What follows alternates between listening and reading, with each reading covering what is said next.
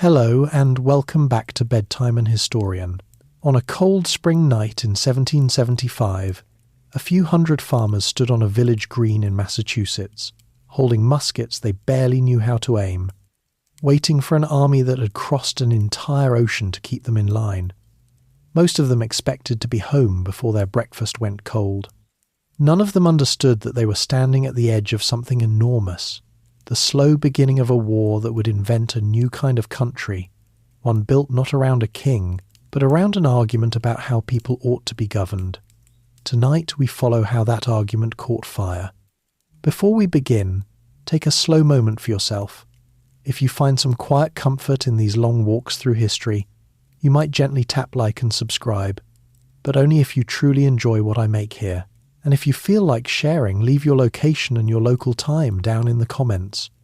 It helps other restless night owls and sleepless travellers find their way to this little corner and know that someone else is awake out there too. Now settle in. Let your shoulders drop. Let the day slide quietly behind you, and let yourself drift slowly into the long story of the American Revolution. To understand how it all started, we have to step back from the gunfire and look at the world as it actually was, because nothing about this revolution was inevitable. In the 1760s, the people living along the eastern edge of North America did not think of themselves as Americans. They thought of themselves as British. They drank British tea, read British newspapers weeks after the news was already old, wore clothes cut to British fashion, and prayed in churches whose forms had crossed the sea with their grandparents. When they spoke of home, many of them still meant England, a place most of them had never seen and never would. These colonists were proud of being British, and that pride is the thing modern listeners most often forget. They believed they held the rights of free Englishmen, rights won slowly and painfully over centuries of struggle between English kings and English subjects. Chief among those rights was a simple idea that had hardened into something close to sacred. A free man could not be taxed without the consent of his own elected representatives. In England, those representatives sat in Parliament. In the colonies, they sat in local assemblies, in places like the Virginia House of Burgesses and the Massachusetts General Court. For most of the century, London had been content to let those local assemblies handle local money, and the arrangement had worked well enough that almost no one questioned it. There was a comfortable distance built into the whole system, and the distance was not only emotional, it was physical.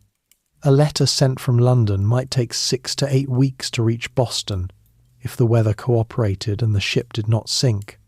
An order from the king's ministers could be a season old by the time a colonial governor unfolded it. That lag had quietly allowed the colonies to govern much of their own affairs out of sheer practical necessity. When a decision had to be made and the nearest authority who could approve it was 2 months away by sail, people learned to decide things themselves. Over many decades, that habit of deciding things became a kind of independence that nobody had declared and nobody quite noticed. The colonies themselves were not one place but 13 separate worlds, each with its own character, its own economy, and its own quiet sense of superiority over the others. A Boston merchant and a South Carolina planter had about as much in common as a Scotsman and a Spaniard, which is to say they shared a language, a king, and a deep suspicion of one another's manners. They squabbled over boundaries, over trade, over religion, and over who owed whom money.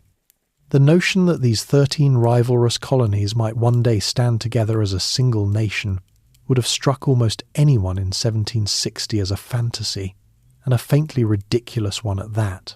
Yet something was shifting underneath the surface, slowly, the way a riverbank erodes long before it collapses.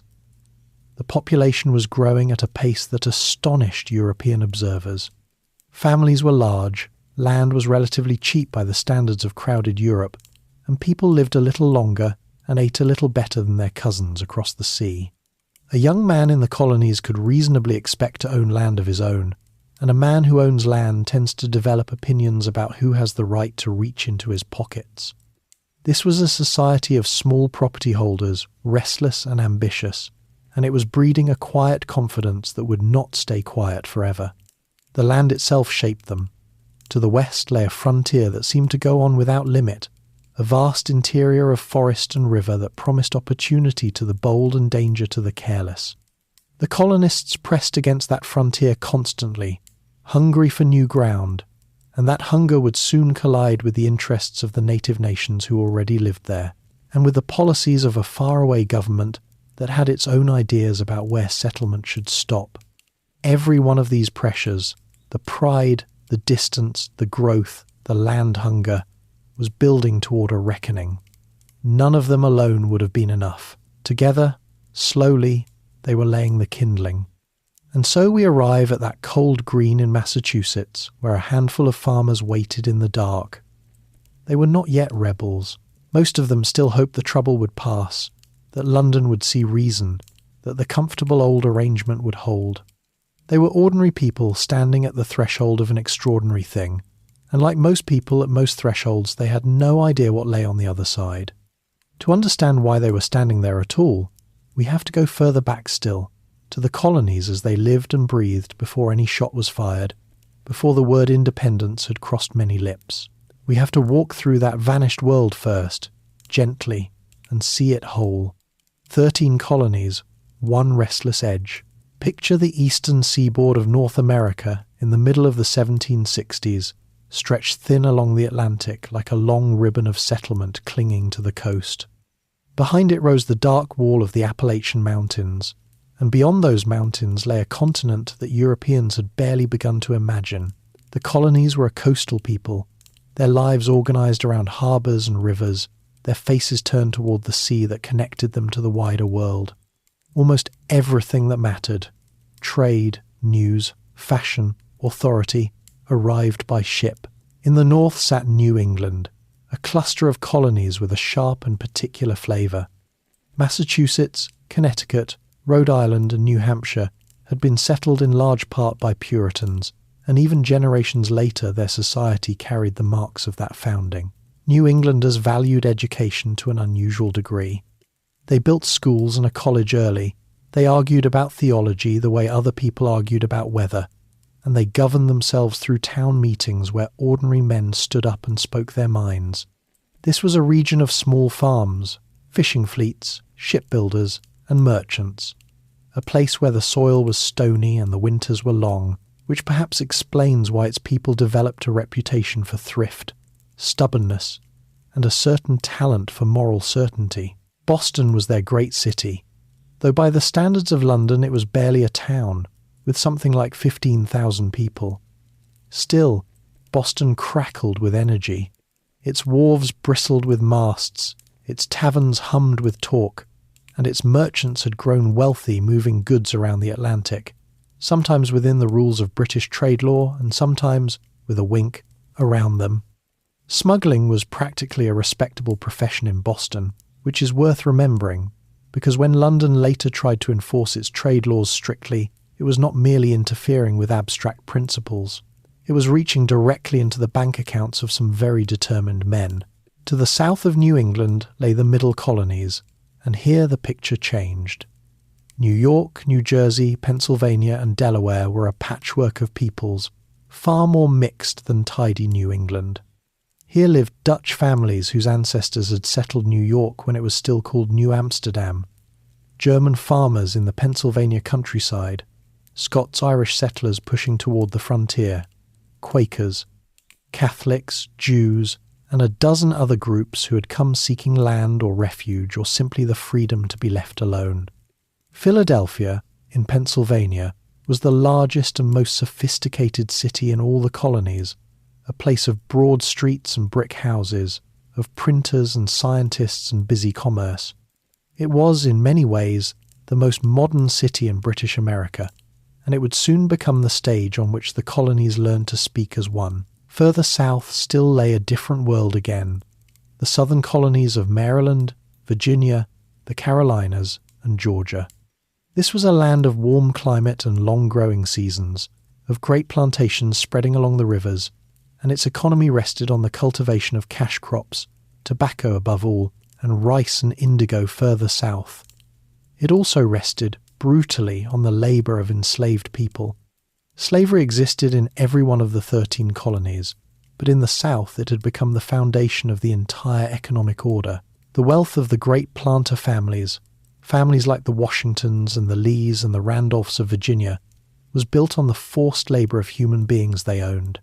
This is the deep and bitter contradiction sitting at the heart of the story we are telling. The very men who would soon write some of the most stirring words ever composed about liberty and the rights of all people were, many of them, holding other people in bondage even as they wrote. We will not look away from that. It is part of the truth, and the truth is what we are here for. Across these three regions, life had a texture that would feel both familiar and strange to us now. The overwhelming majority of colonists lived on farms and worked the land. Their days were ruled by sunlight and season, by planting and harvest, by the endless labor of feeding a family from the ground up. Most people never traveled more than a few dozen miles from where they were born. Their world was their village, their county, their parish, and the news of the wider world reached them slowly, passed along by travellers, by peddlers, and by the precious printed sheets of the colonial newspapers. Those newspapers matter more than they might seem. The colonies had a remarkably literate population by the standards of the age, especially in New England, and printed words travelled. A pamphlet written in Boston could be reprinted in Philadelphia and read aloud in a tavern in Charleston within a few weeks. Ideas could move. And the men who controlled the presses, the printers and editors and pamphleteers would prove to be among the most dangerous weapons the colonies possessed, more dangerous in the long run than muskets. Knitting all of this loosely together was the framework of British rule. Each colony had a governor, usually appointed by the king, and each had an elected assembly of local property holders. The governors held formal power, but the assemblies held the purse, and over the years the assemblies had learned to use that power to extract concessions, much as Parliament in England had once wrung concessions from English monarchs. It was a system full of friction, but the friction was familiar, and it had a kind of rough stability. Nobody, or almost nobody, wanted to overturn it. The colonists were not looking for a revolution. They wanted, if anything, to be left to manage their own affairs in peace, as they had grown accustomed to doing. The trouble, when it came, would come not because the colonists demanded something new, but because London decided to take something away. And the reason London decided to do that brings us to a war that was already over. A war fought not in the colonies' name, but very much on their soil. A war that had drained the British treasury dry. The price of a distant war. For most of the 1750s and into the early 1760s, the colonies were caught up in a conflict far larger than themselves. In North America, they called it the French and Indian War. In Europe, where it sprawled across continents and oceans, it was part of what later historians named the 7 Years' War, a struggle so vast that some have called it the First True World War. At its heart lay a contest between two great powers, Britain and France, for control of trade, territory, and influence across the globe, and one of the prizes they fought over was the interior of North America. The trouble had begun in the wild country of the Ohio Valley that contested ground beyond the mountains where British colonial ambitions ran headlong into French claims. Both empires wanted the land, and so did the native nations who actually lived there, and who shrewdly played the two powers against each other for as long as they could. A young Virginia officer named George Washington, then in his early 20s, had been sent into that wilderness on a mission that helped spark the wider war. His early efforts there ended in clumsy failure and surrender, which is a detail worth holding on to, because the man who fumbled his first command in the Ohio woods would one day be asked to win independence for a nation, and he would carry the lessons of those early humiliations with him for the rest of his life. The war went badly for Britain at first. French forces and their native allies inflicted sharp defeats on British and colonial armies, and there were years when the cause looked grim. But Britain had deeper pockets and a more powerful navy, and under determined leadership in London the tide began to turn. British forces captured the great fortress city of Quebec in 1759 in a battle fought on the heights above the St. Lawrence River, and with that victory the French hold on North America began to crumble. By the time the war formally ended in 1763, France had been driven almost entirely off the continent. Britain now controlled an empire in North America of staggering size, stretching from the frozen north down through the 13 colonies and west to the Mississippi. It was a tremendous victory, and the colonists celebrated it as their own. They had fought and bled in that war alongside British regulars. They were proud subjects of a triumphant empire, and in the glow of victory the bond between the colonies and the mother country had perhaps never seemed stronger. If you had stood in Boston or Philadelphia in 1763 and predicted that within little more than a decade these same people would be shooting at British soldiers, you would have been laughed out of the room. But victory had a price, and the price was money. Wars are expensive, and this one had been enormously so. Britain emerged triumphant and very nearly bankrupt, its national debt swollen to a size that alarmed its ministers and frightened its taxpayers. The British people at home were already among the most heavily taxed in Europe, and they were in no mood to pay still more. And here the ministers in London made a calculation that seemed perfectly reasonable from where they sat, and which would prove to be one of the most costly miscalculations in the history of empire. The war, they reasoned, had been fought in large part to defend the American colonies and to win them new land. The colonists had benefited enormously. Surely, then, it was only fair that the colonists should help pay for it. And on top of the old debt, Britain now had to garrison and defend its vast new territories, which meant keeping a standing army in North America, which cost still more money every single year. The logic in London ran in a straight and confident line. The colonies should contribute to their own defence. The simplest way to make them contribute was to tax them, and so London resolved to do exactly that. The flaw in this tidy reasoning was not the arithmetic. The flaw was that the men making the decision had almost no understanding of the people they were deciding for. They imagined the colonists as grateful provincials who would naturally accept their share of the burden. They did not grasp how deeply the colonists held to that old principle about taxation and consent. They did not understand that to a New England farmer or a Virginia planter, a tax laid by a parliament in which he had no voice was not a fair share of a common burden. It was an assault on the most basic right of a free Englishman. It tells you a great deal about how little time the gentleman in London had ever spent in an American tavern, where this principle was discussed with the heat and confidence that other men reserve for religion. There was also the matter of the western land, and here London managed to offend the colonists almost immediately. To keep peace with the native nations of the interior, and to avoid the expense of constant frontier wars, the British government issued a proclamation in 1763 forbidding colonial settlement beyond the crest of the Appalachian Mountains. From the perspective of London, this was prudent policy. From the perspective of land-hungry colonists who had just helped win that very wilderness with their own blood, it was an outrage. The land they had fought for was now declared off limits to them by a distant authority that had never set foot in it. Speculators who had invested fortunes in western land, men like Washington among them, found their schemes blocked by the stroke of a royal pen. So the years just after the Great Victory, which should have been a golden age of imperial harmony, instead planted the first seeds of resentment. The colonists felt their loyalty had earned them respect and reward. Instead, they got new taxes and new restrictions, designed by men who did not know them and did not consult them. The mood in the colonies began, very subtly, to sour. It was not yet anger.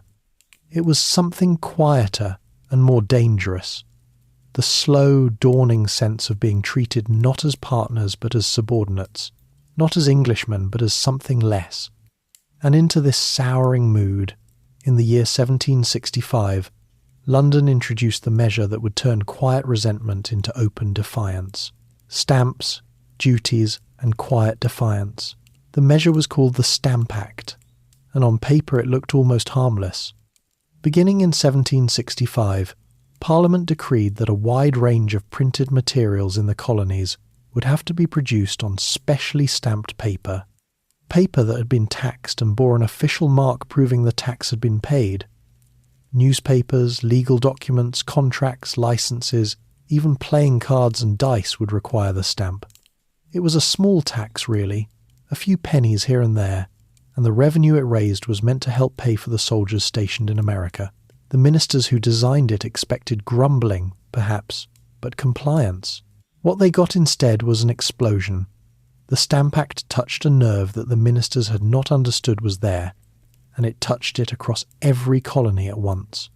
For the first time, a tax had been laid not on trade, which colonists had grudgingly accepted as Parliament's traditional business, but directly on the internal affairs of the colonies, on the very documents and newspapers and transactions of daily life. This was, the colonists argued, a tax in the purest and most alarming sense, a tax laid upon them by a body in which they had no representative, no voice, no vote. And they reached back to that old, deep principle and made it a battle cry. No taxation without representation. The reaction was swift and it was clever. In the assemblies, colonial leaders passed resolutions denouncing the act and asserting their rights. In Virginia, a young and fiery lawyer named Patrick Henry rose in the House of Burgesses and delivered speeches so bold that some of the older members muttered the word treason.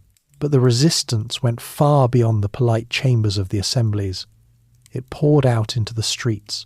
In Boston and other towns, a network of organised opposition sprang up, calling themselves the Sons of Liberty. These were not aristocrats. They were merchants, artisans, printers, tavern keepers, dock workers, men of the middling and working sort, and they understood something the gentlemen in London never grasped, which was the power of crowds, theatre, and intimidation. When the men appointed to distribute the stamped paper arrived to take up their posts, the Sons of Liberty made their lives unbearable. They hung effigies of the stamp distributors from trees, paraded them through the streets, and sometimes attacked their homes. One by one, the stamp distributors resigned their commissions in fear, often quite publicly, until there was almost no one left willing to enforce the act at all. A tax that cannot be collected is not really a tax. It is just an insult on paper. The colonists added economic pressure to the street pressure. Merchants up and down the coast agreed to stop importing British goods until the act was repealed. These non-importation agreements struck directly at British manufacturers and merchants, who suddenly found their American market drying up. And here, the colonists discovered a weapon they would use again and again in the years to come. They could not vote in Parliament, but they could refuse to buy, and in refusing to buy they could make their displeasure felt in the one place London truly cared about, which was the ledger. There was also a meeting that, in hindsight, mattered enormously.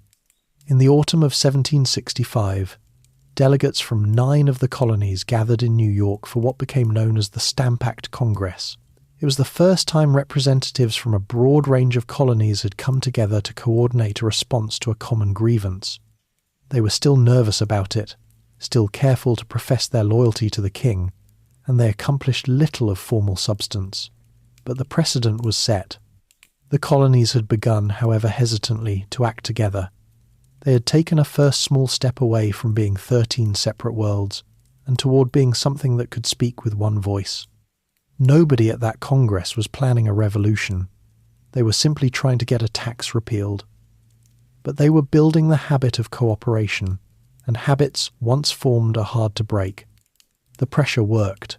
The non-importation agreements bit deep. British merchants howled, and in 1766 Parliament repealed the Stamp Act. The colonies erupted in celebration. There were bonfires and toasts and grateful addresses to the king. For a moment it seemed the storm had passed, that the comfortable old order had been restored, that loyalty and reason had won the day. But the celebration was built on a misunderstanding, because tucked alongside the repeal, Parliament had quietly passed another law, the Declaratory Act, which asserted in cold and absolute language that Parliament had the right to make laws binding the colonies in all cases whatsoever. London had backed down on the specific tax, but it had refused to surrender the principle. The fundamental disagreement remained, unresolved, waiting, and it did not wait long. Within a year, a new chancellor in London, a clever and reckless man named Charles Townshend, devised a fresh scheme to raise revenue from the colonies. The Townshend duties, as they came to be called, placed taxes on a range of goods imported into the colonies, things like glass, paper, paint, lead, and tea. Townshend believed he had found a path around the colonial objection, because these were duties on trade, the kind of tax colonists had traditionally accepted, rather than a direct internal tax like the stamp. He was wrong. The colonists had moved past such fine distinctions. A tax meant to raise revenue from them without their consent was a tax they would resist, whatever clever name it was given. So the cycle began again, but harder this time, and with less goodwill on either side. New non-importation agreements spread. The Sons of Liberty grew more organised and more confident. Colonial writers produced a flood of pamphlets and essays arguing the colonial case with increasing sophistication and increasing boldness. And London, growing impatient with what it saw as colonial ingratitude and lawlessness, made a fateful decision. It would send troops to Boston, the most defiant of all the colonial towns, to restore order and to back up the authority of the Crown. Soldiers in red coats began to march through the streets of a city that did not want them, lodging among a population that resented their presence, their muskets, and the very sight of them. It was a recipe for trouble, and trouble was not long in coming. On a cold evening in the early spring of 1770, it arrived. Blood on King Street. By the winter of 1770, Boston had become a tense and unhappy place. For more than a year, British soldiers had been quartered in the town, and the friction between the redcoats and the townspeople had ground steadily worse with each passing month. To the people of Boston, the soldiers were an occupying army, a standing force sent to intimidate them in their own streets. To the soldiers, Boston was a hostile and ungrateful posting, full of sullen civilians who insulted them, taunted them, and occasionally pelted them with whatever came to hand. The two groups lived crowded together in a small town, rubbing against each other daily, and the resentment built like pressure behind a dam. There was an economic edge to the hostility as well, and it is a detail that often gets lost beneath the grander story. British soldiers were poorly paid, and many of them took part-time work in Boston during their off hours to make ends meet. This meant they competed with local labourers for scarce jobs, and they were often willing to work for less. So the working men of Boston had a very ordinary, very human reason to dislike the soldiers, quite apart from any high principle about liberty. They were taking the bread off local tables. Revolutions are made of grand ideas, but they are also made of small grievances like this one, and it is the small grievances that often light the match. On the evening of the 5th of March, 1770, the small grievances and the grand ones collided. It began, as these things often do, with something almost trivial. A young apprentice exchanged angry words with a British sentry standing guard outside the custom house on King Street. The argument escalated. The sentry struck the youth, and a crowd began to gather in the cold and the snow. The crowd grew, and it grew angry. People shouted insults at the lone sentry, threw snowballs and chunks of ice, and pressed closer. The sentry, frightened, called for help. A small squad of soldiers came to his aid, led by an officer, and now there were several redcoats standing with their backs to the custom house, facing a swelling, jeering mob in the dark. The situation was as dangerous as a situation can be. The soldiers were outnumbered and afraid. The crowd was furious and emboldened. People dared the soldiers to fire, screaming at them, hurling objects, surging forward and falling back. The officer tried to keep control. And then, in the chaos and confusion, with shouting on every side, a soldier fired. Others fired after him. The muskets flashed in the dark, and when the smoke cleared, several Bostonians lay dead or dying in the bloody snow of King Street. 5 colonists died from the wounds they took that night. Among the first to fall was a man named Crispus Attucks, a dock worker of African and Native American descent, who would later be remembered as one of the first to die in the cause of American liberty. The dead were ordinary men, and their deaths transformed the political quarrel into something visceral and personal. Blood had been spilled. British soldiers had killed British subjects in the streets of an American town. The event needed only a name, and the Patriot leaders of Boston gave it one calculated to inflame: the Boston Massacre. Here we meet the genius of the colonial resistance, which understood that the battle was not only in the streets but in the mind, and that the way an event is remembered matters as much as the event itself. A silversmith and engraver named Paul Revere produced a vivid print of the scene, showing a tidy line of British soldiers firing in cold blood upon a defenceless crowd of innocent townspeople. It was, as a piece of journalism, deeply misleading.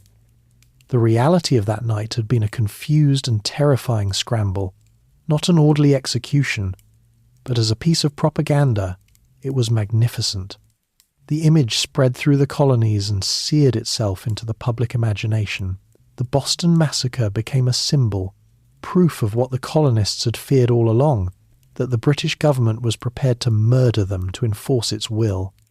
And yet, in one of the most surprising and admirable turns of the whole affair, the soldiers who fired that night were given a fair trial.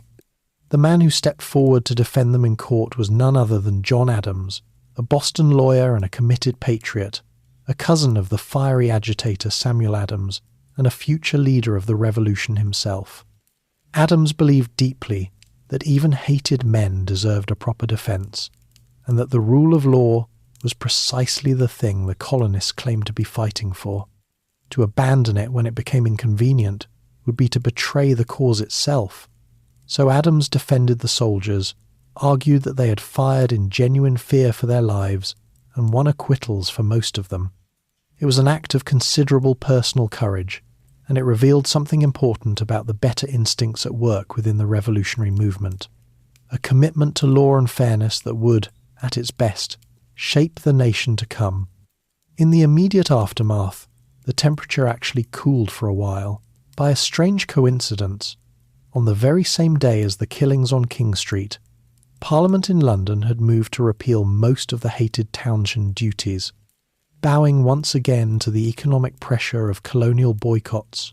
Only one duty was kept: the tax on tea, retained not because it raised much money, but because the government wished to preserve the principle that it had the right to tax the colonies at all. With the rest of the duties gone, much of the heat went out of the conflict. Trade resumed. The boycotts faded. For 2 or 3 years, an uneasy quiet settled over the colonies, and many on both sides hoped the worst was finally behind them. But the quiet was deceptive. The underlying disagreement had never been resolved. The tax on tea still stood, a small but constant reminder of the principle the colonists rejected and London refused to abandon. The memory of the men who had died on King Street did not fade. The Sons of Liberty kept their networks alive, kept writing, kept watching. Beneath the calm surface, the two sides remained exactly as far apart as ever.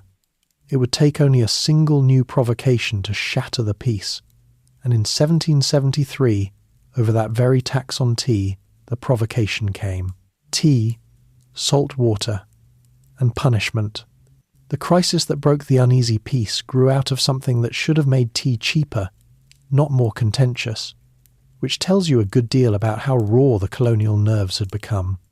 The trouble began with the British East India Company, an enormous trading corporation that had fallen into deep financial difficulty.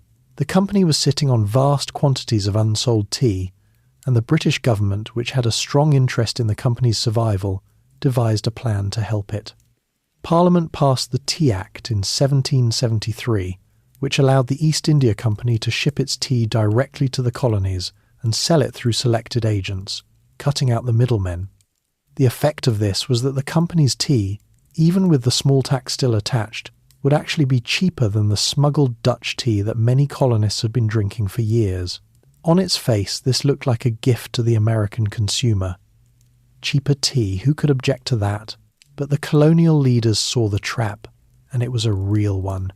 If the colonists bought the cheap tax tea, they would be accepting, with every purchase, the principle that Parliament had the right to tax them. London had wrapped the hated principle inside a bargain, hoping that colonial thrift would overcome colonial principle. It was a clever bet, and it badly underestimated the people it was aimed at. There was a more practical anger underneath the principle as well. The arrangement also threatened to ruin the colonial merchants who had built their businesses on importing tea, including the smugglers, who were often the very same respectable men who led the resistance. So principle and self-interest pointed in the same direction, which is the most dangerous combination in politics. The colonists resolved that the East India Company's tea would not be sold. In most ports, the pressure of the Sons of Liberty was enough. Ships carrying the tea were turned away, or their cargoes were locked in warehouses and left to rot, or the consignees were intimidated into refusing the shipments. The tea simply could not be landed and sold. But in Boston, the standoff turned into a direct confrontation. The Royal Governor of Massachusetts, Thomas Hutchinson, was a stubborn and proud man, and he was determined that the law would be obeyed and the tea would be landed. Several ships loaded with East India Company tea sat in Boston Harbor, and the governor refused to let them leave without unloading their cargo and paying the tax. The Sons of Liberty, for their part, were equally determined that the tea would never touch the dock. A deadline loomed, set by law, after which the cargo could be seized and sold by the authorities whether the colonists liked it or not. The two sides were locked, neither willing to give way. On the night of the 16th of December, 1773, the colonists broke the deadlock in a way no one in London had anticipated. A large body of men, some of them thinly disguised as Mohawk warriors with soot and paint on their faces, gathered near the harbour, marched to the wharf, and boarded the tea ships. Working efficiently and with surprising discipline, they hauled the chests of tea up from the holds, split them open, and dumped them into the dark water of the harbour. They worked for hours. By the time they were done, they had thrown the entire shipment, hundreds of chests, thousands of pounds of tea, into the sea. Then they swept the decks clean, put everything back in order, and went home. The whole operation was carried out without looting and without violence to any person, which was itself a kind of statement. This was not a riot. It was a deliberate, organised act of political destruction. The disguises fooled no one, of course, and were never really meant to. Everyone understood who had done it and why. The colonists called it, in time, the Boston Tea Party, a name with a certain dark wit to it, as though the harbour itself had been invited to take tea. It was the boldest act of defiance yet, a direct and theatrical destruction of valuable private property, and it forced the conflict to a new level. There could be no pretending now that this was merely a disagreement among loyal subjects. The colonists had destroyed the property of a British company in open defiance of British law, and London could not let such a thing pass. The British response was furious, and it was harsh, and in its harshness it accomplished exactly the opposite of what it intended. Parliament, led by a government determined to make an example of Massachusetts, and to break the spirit of colonial resistance once and for all, passed a series of laws in 1774 that the colonists named, with grim accuracy, the Intolerable Acts. The port of Boston was closed entirely until the destroyed tea was paid for, a devastating blow to a town that lived by the sea. The Charter of Massachusetts was effectively suspended, stripping the colony of much of its cherished self-government and placing power in the hands of royally appointed officials. Town meetings, the very heart of New England political life, were sharply restricted. Royal officials accused of crimes could be sent to England for trial beyond the reach of colonial juries, and a new law required colonists to provide quarters for British soldiers. London believed these measures would isolate Massachusetts, frighten the other colonies into obedience, and crush the troublemakers. The calculation was almost perfectly wrong.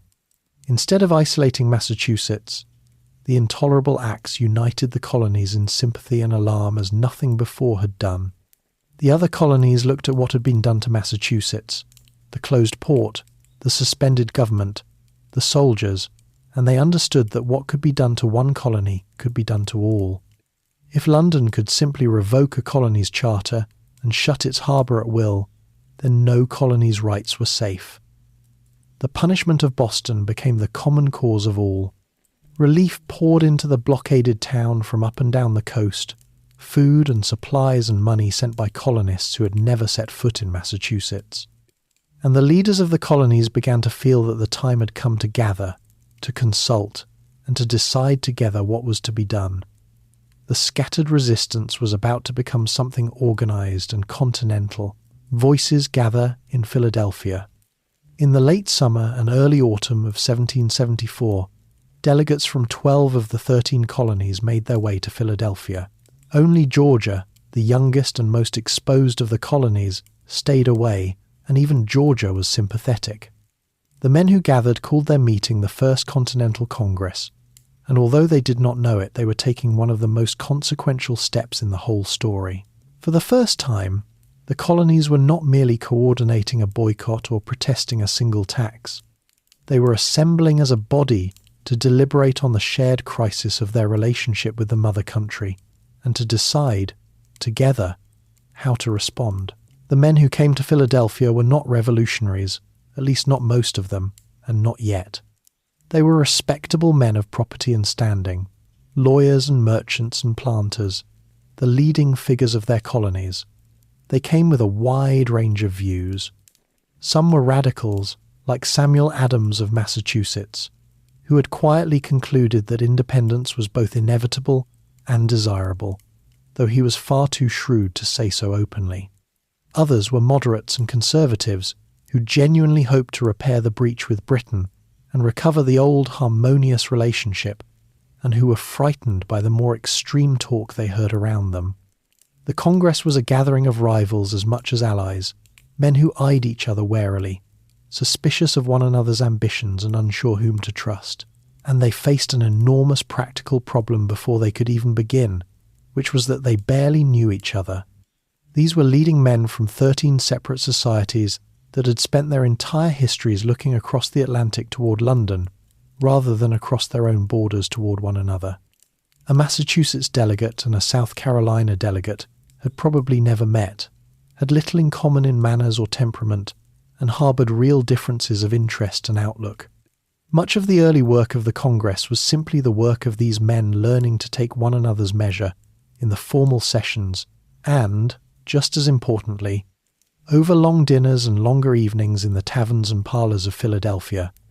A continental movement could not be built among strangers. It had to be built among men who had come to know and, at least somewhat, to trust one another. John Adams of Massachusetts, who kept a sharp and often unflattering diary of these proceedings, recorded his impressions of his fellow delegates with a lawyer's eye and a New Englander's readiness to judge. He found some of them brilliant and some of them tiresome, and he worried constantly that the Congress would talk and accomplish nothing. The Massachusetts men were in a delicate position. Their colony was the one under direct attack, the one with its port closed and its government suspended, and they desperately needed the support of the others. But they also knew that if they appeared too radical, too eager for confrontation, they would frighten the moderates and split the Congress before it could act. So the New England radicals played a careful game, holding back their true feelings, letting delegates from other colonies take the lead, building consensus slowly rather than forcing the pace. The Congress did real and significant work. It debated the rights of the colonies and produced a declaration of those rights, asserting once again the principles the colonists held dear: the right to life, liberty, and property, the right to be governed by their own assemblies, the right not to be taxed without consent. It rejected the intolerable acts as unconstitutional and void. And it took a step with real teeth, organising a comprehensive boycott of British goods, far more thorough and better enforced than anything attempted before.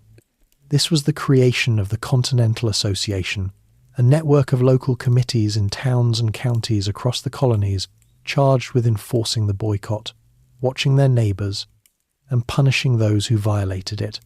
These committees were, in effect, a shadow government springing up alongside the official one, and they would prove crucial in the years to come, giving the resistance a structure and a reach down into every community.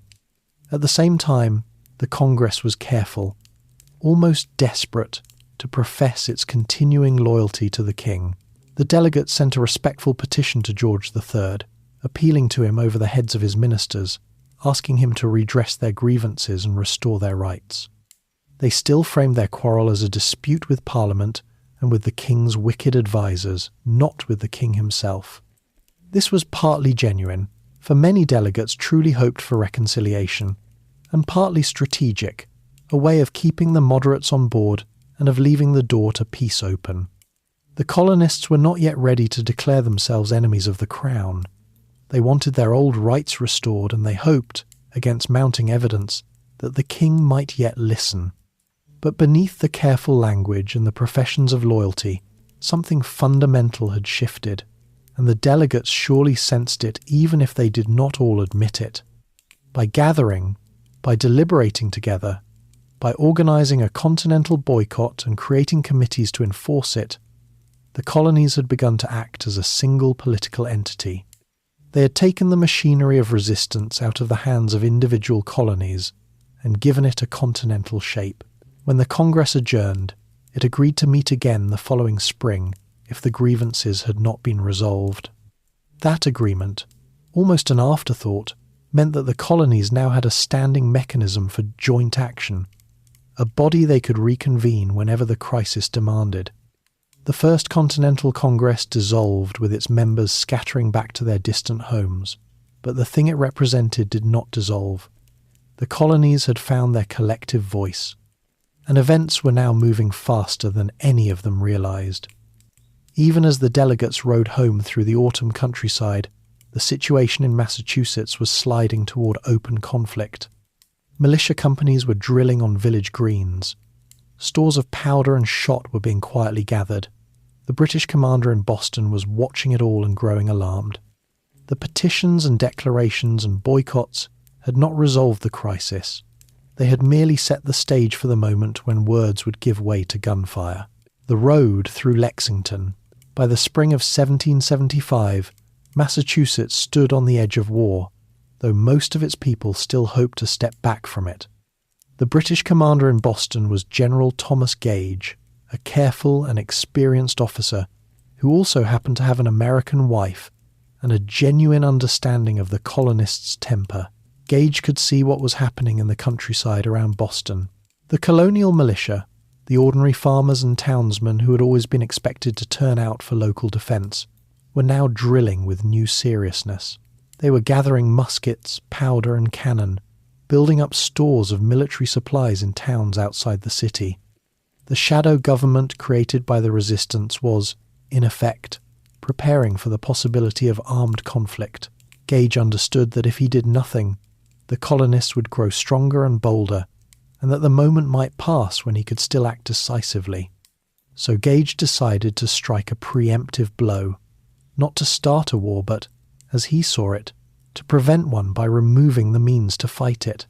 He learned that a significant store of military supplies had been gathered in the town of Concord, some miles inland from Boston. He resolved to send a force of soldiers out at night, quietly and quickly, to seize and destroy those supplies before the colonists could use them. He also hoped, perhaps, to capture some of the leading agitators, including Samuel Adams and John Hancock, who were known to be in the area. Secrecy was essential. If the colonists learned of the expedition in advance, they could move the supplies and rouse the countryside, and the whole operation would fail.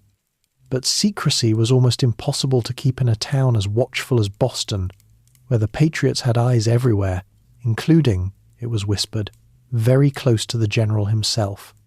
The colonial leaders had built an effective intelligence network, and they detected the signs of an impending British movement, the unusual activity among the troops, the boats being readied. On the night of the 18th of April, 1775, as the British column prepared to move, the Patriots set their warning system in motion. The plan was simple and famous. Lanterns would be hung in the steeple of the Old North Church to signal the route the British were taking. 1 if they marched out by land, 2 if they crossed the water first. And riders would carry the warning out into the countryside ahead of the soldiers, rousing the militia of every town along the way. The most famous of those riders was Paul Revere, the same silversmith whose engraving had spread the image of the Boston Massacre. Revere crossed the water from Boston, mounted a horse on the far side, and rode out into the night, spreading the alarm from farmhouse to farmhouse and town to town. He was not alone. Other riders rode other routes, and the warning multiplied as it spread, each roused town sending out its own messengers.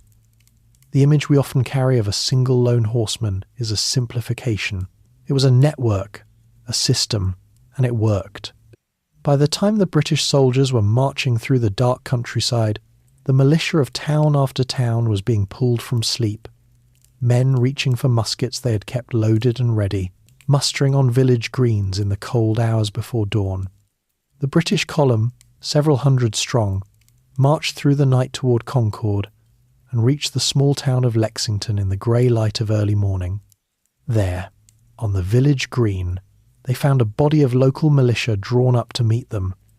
Perhaps 70 men, farmers and townsmen, vastly outnumbered by the disciplined regulars in front of them. What followed was confused, and the truth of it has never been fully settled. The British officers shouted at the militia to disperse, to lay down their arms and go home.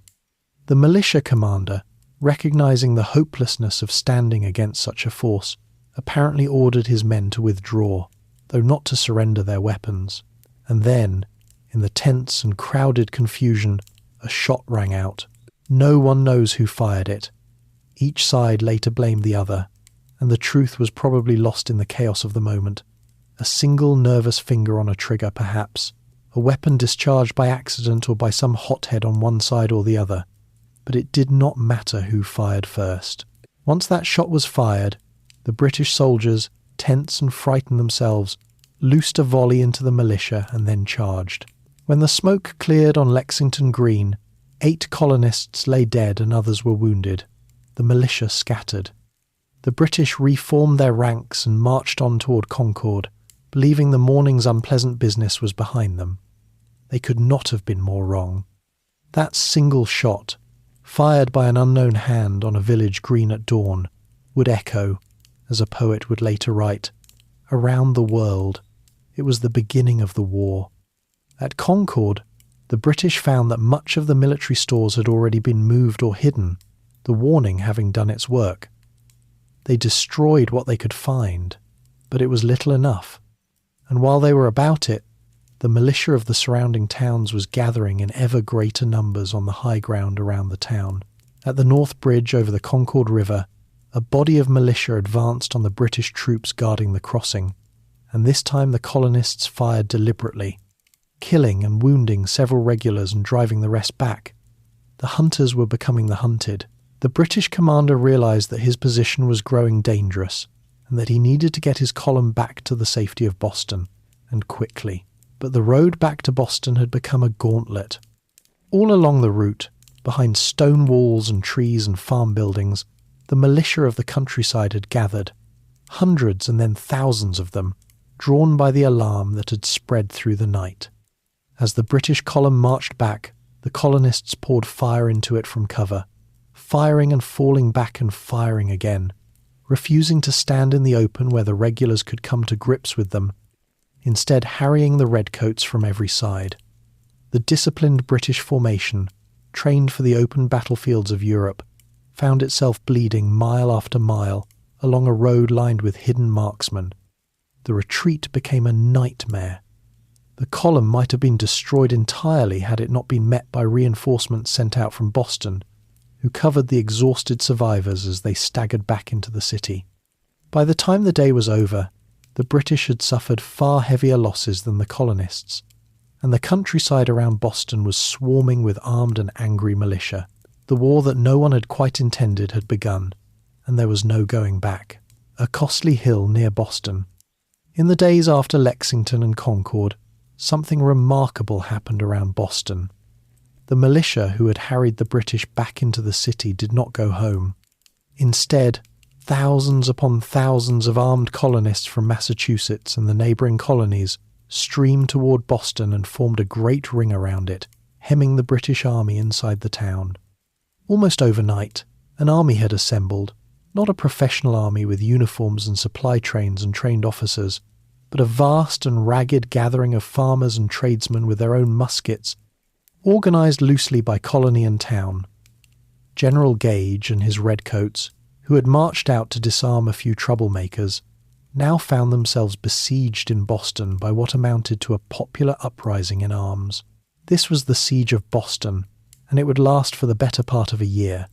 The colonists could not easily attack the city, which was defended by British warships and disciplined regulars. The British could not easily break out, surrounded as they were by an enemy that grew more numerous by the day. So the two sides settled into an uneasy standoff, each watching the other across the lines, while the political situation continued to develop. The Second Continental Congress, meeting in Philadelphia as the delegates had agreed the previous autumn, now found itself with a war on its hands whether it wanted one or not. There was an army outside Boston, and someone had to take responsibility for it. The conflict was no longer a Massachusetts affair. It was becoming a continental one. The standoff around Boston broke into open battle in June of 1775. The colonists learned that the British intended to seize the high ground on the peninsulas overlooking the city, ground from which artillery could command the harbour and the town. To forestall them, the colonists moved first, sending men by night onto the Charlestown Peninsula to fortify the heights there. The hill that would give the battle its name was Bunker Hill, though much of the actual fighting took place on the neighbouring Breed's Hill, a confusion of names that has tangled the story ever since. Through the dark hours, the colonists dug furiously, throwing up an earthen redoubt on the high ground, and when the sun rose, the astonished British found a fortified colonial position glaring down at them from the heights above Boston. General Gage and his officers decided to take the hill by direct assault, and here we see the collision between two ways of making war. The British were professional soldiers, masters of the disciplined frontal attack, trained to advance in ordered ranks against the enemy and break him with the steadiness of their advance and the shock of the bayonet. They formed up at the base of the hill, thousands of them, in their bright red coats, and began to march up the slope toward the colonial entrenchments in perfect order, a magnificent and terrifying sight. The colonists waited behind their earthworks, and their commanders, knowing their men were short of powder and unsteady, gave the order to hold their fire until the enemy was close, so close, the legend says, that they could see the whites of the redcoats' eyes. When the British reached that point, the colonists opened fire, and the effect was devastating. The massed volley tore through the advancing ranks at close range, and the British attack staggered and broke, the survivors falling back down the hill in disorder, leaving the slope strewn with dead and wounded. It was a stunning repulse, but British discipline was a remarkable thing, and the officers reformed their shattered ranks and sent them up the hill a second time. Again the colonists held their fire, and again the close volleys tore the British line apart, and again the attack collapsed. Twice the finest army in the world had marched up that hill, and twice it had been thrown back with terrible loss by a crowd of farmers behind a dirt wall. The British attacked a third time, and this time the outcome was different, not because their courage had grown, but because the colonists' powder had run out. The defenders, having fired away nearly all their ammunition in repelling the first two assaults, had little left to meet the third. As the British came up the hill once more, the colonial fire slackened and died, and the redcoats reached the entrenchments and came over the top with the bayonet. The fighting at the wall was savage and brief, and then the colonists, out of powder and unable to stand against the bayonet, fell back and abandoned the hill. The British had taken their objective. They held the ground at the end of the day. By the strict measure of the battlefield they had won. But it was a victory that felt very much like a defeat, and everyone on both sides understood it. The cost to the British had been appalling. They had suffered enormous casualties, more than 1,000 men killed or wounded, a staggering proportion of the force engaged, and among the dead and wounded was a fearful number of officers. They had taken a single hill at a price that no army could afford to pay very often. The British commander, surveying the carnage, is said to have remarked that a few more such victories would utterly ruin them, and he was entirely right. The battle taught both sides a sobering lesson. It taught the British that the colonists, untrained as they were, would stand and fight and kill, that this would be no easy police action against a rabble but a real and bloody war. And it taught the colonists that they could face the finest soldiers in the world and make them pay dearly, that the redcoats were not invincible, that ordinary men with muskets and courage could stand against an empire. Bunker Hill gave the colonial cause something it badly needed at that early and uncertain moment, which was confidence, and it gave the British a grim foretaste of how long and costly the road ahead would be. The war would not be settled in a single season. It would grind on for years, and the men in Philadelphia now had to find someone capable of leading the rough colonial army through whatever was coming. A Virginian takes command. The Second Continental Congress, sitting in Philadelphia while the army outside Boston grew restless and the British prepared for a long fight, faced a question it could no longer avoid. The colonies had an army, but it was an army in name only, a sprawling collection of New England militia bound together by little more than shared anger and a common enemy. It had no unified command, no proper organization, no agreed structure, and no clear authority over it beyond the towns and colonies that had sent the men. If this was to become a continental war, the army would have to become a continental army, and a continental army needed a commander, a single man whom all the colonies could accept and follow.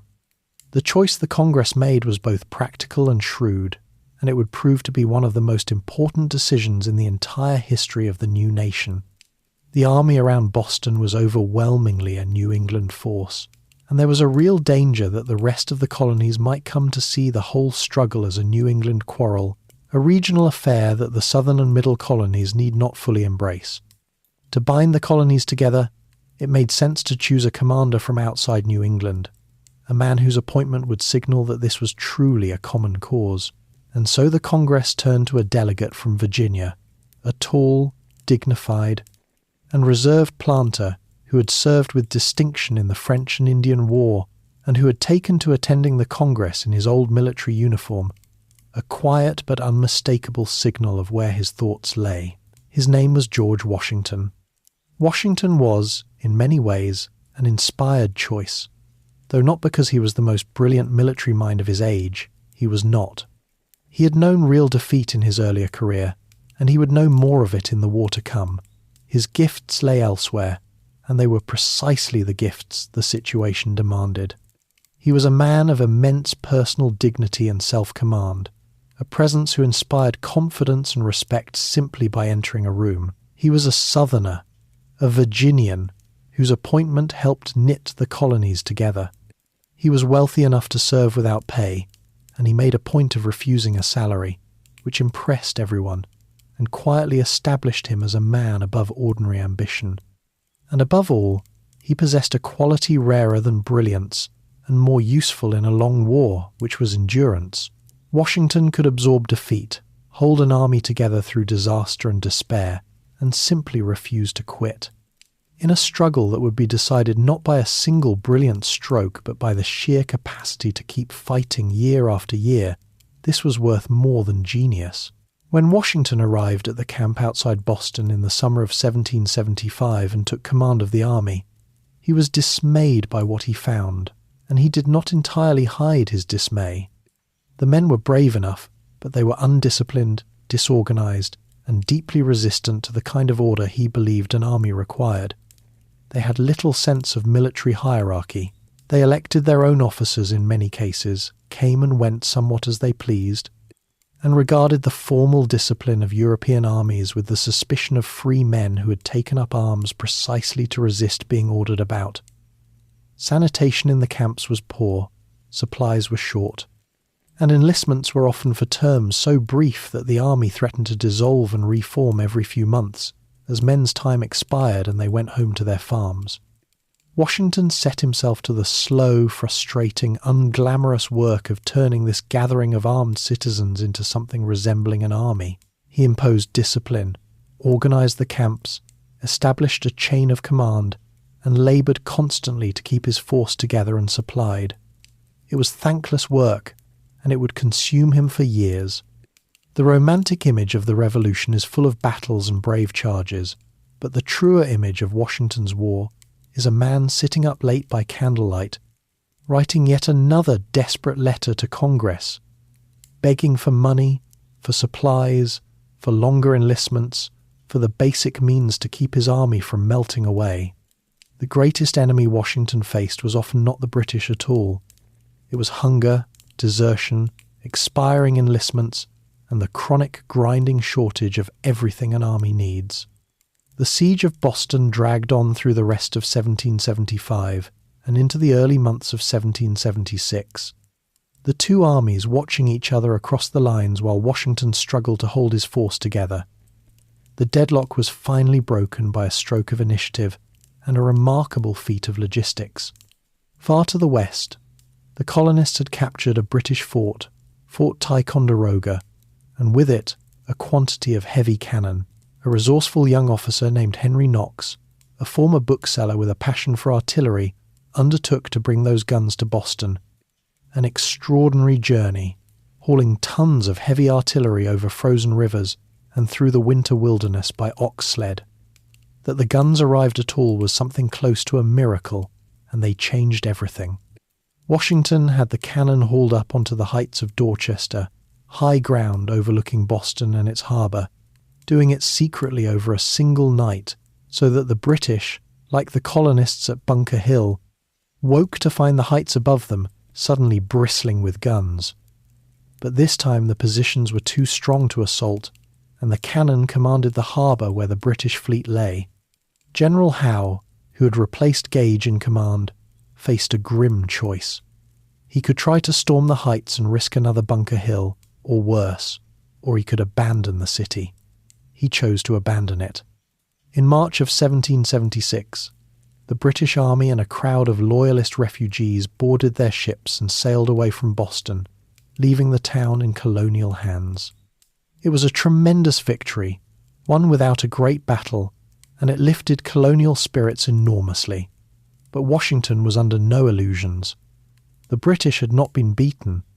They had merely withdrawn to gather their strength, and they would be back in far greater force, and soon. The war was just beginning, and the colonies were about to take a step from which there could be no return. The words that cut the cord. Through the first year of fighting, a strange and growing tension ran beneath the colonial cause, a contradiction that could not be sustained forever. The colonists were at war with the armies of their king, and yet they continued, officially, to profess their loyalty to that same king, and to insist that they sought only the restoration of their rights as British subjects, not separation from Britain. They were fighting a war they refused to name as a war for independence. Men were dying at Lexington and Bunker Hill in the name of liberties they claimed as Englishmen, while the Congress sent yet another humble petition to the king, begging for reconciliation. This could not last. Sooner or later, the colonists would have to decide what they were actually fighting for. Several things pushed them toward a decision through the early months of 1776. The king himself helped by rejecting the colonists' final petition, declaring the colonies in open rebellion, and hiring foreign mercenaries, German soldiers, to help crush them. To the colonists, the news that their king was sending paid foreign troops to make war on them was a profound shock, and it shattered much of the lingering affection many still felt for the crown. It is hard to keep professing loyalty to a monarch who is hiring foreigners to shoot you. The sense of being subjects appealing to a benevolent father gave way to the sense of being a people abandoned by a hostile one. And then there was a pamphlet, one of the most influential pieces of writing in all of history, published in the early days of 1776 by a recent immigrant from England named Thomas Paine. He called it Common Sense, and it did something the cautious gentlemen of the Congress had never quite dared to do. It attacked not just Parliament, not just the king's ministers, but the whole institution of monarchy itself, and it argued, in plain, blazing, accessible language that any ordinary colonist could understand, that the colonies should simply cut their ties with Britain and govern themselves. Paine swept aside the careful distinctions and timid hopes of reconciliation and said the unsayable. that it was absurd for a vast continent to be ruled by a distant island, that hereditary monarchy was a ridiculous and corrupt institution, that the time for independence had come. Common sense sold in staggering numbers and was read aloud in taverns and homes across the colonies. It gave ordinary people the words and the arguments for what many had begun to feel but had not dared to say. It made independence thinkable, even obvious. By the summer of 1776, the momentum had become irresistible. In the Continental Congress, the radicals who had long believed independence inevitable now found the moderates coming around, pushed by events, by the king's actions, by Paine's arguments, by the simple logic of a war that could not be ended any other way. A resolution was introduced declaring the colonies to be free and independent states. The Congress, taking the step at last, appointed a committee to draft a formal declaration explaining to the world why the colonies were separating from Britain. The committee included John Adams of Massachusetts and the venerable Benjamin Franklin of Pennsylvania, the famous printer, scientist, and diplomat, the most celebrated American of his age. But the actual writing was entrusted to a young Virginia delegate, a quiet, bookish, and brilliant lawyer named Thomas Jefferson, who possessed a gift for language that his colleagues recognized and respected. Jefferson labored over the document in his rented rooms, drawing on a whole tradition of political philosophy, on the ideas of the Enlightenment, on the long English struggle for liberty, and distilling it all into a statement of breathtaking clarity and power.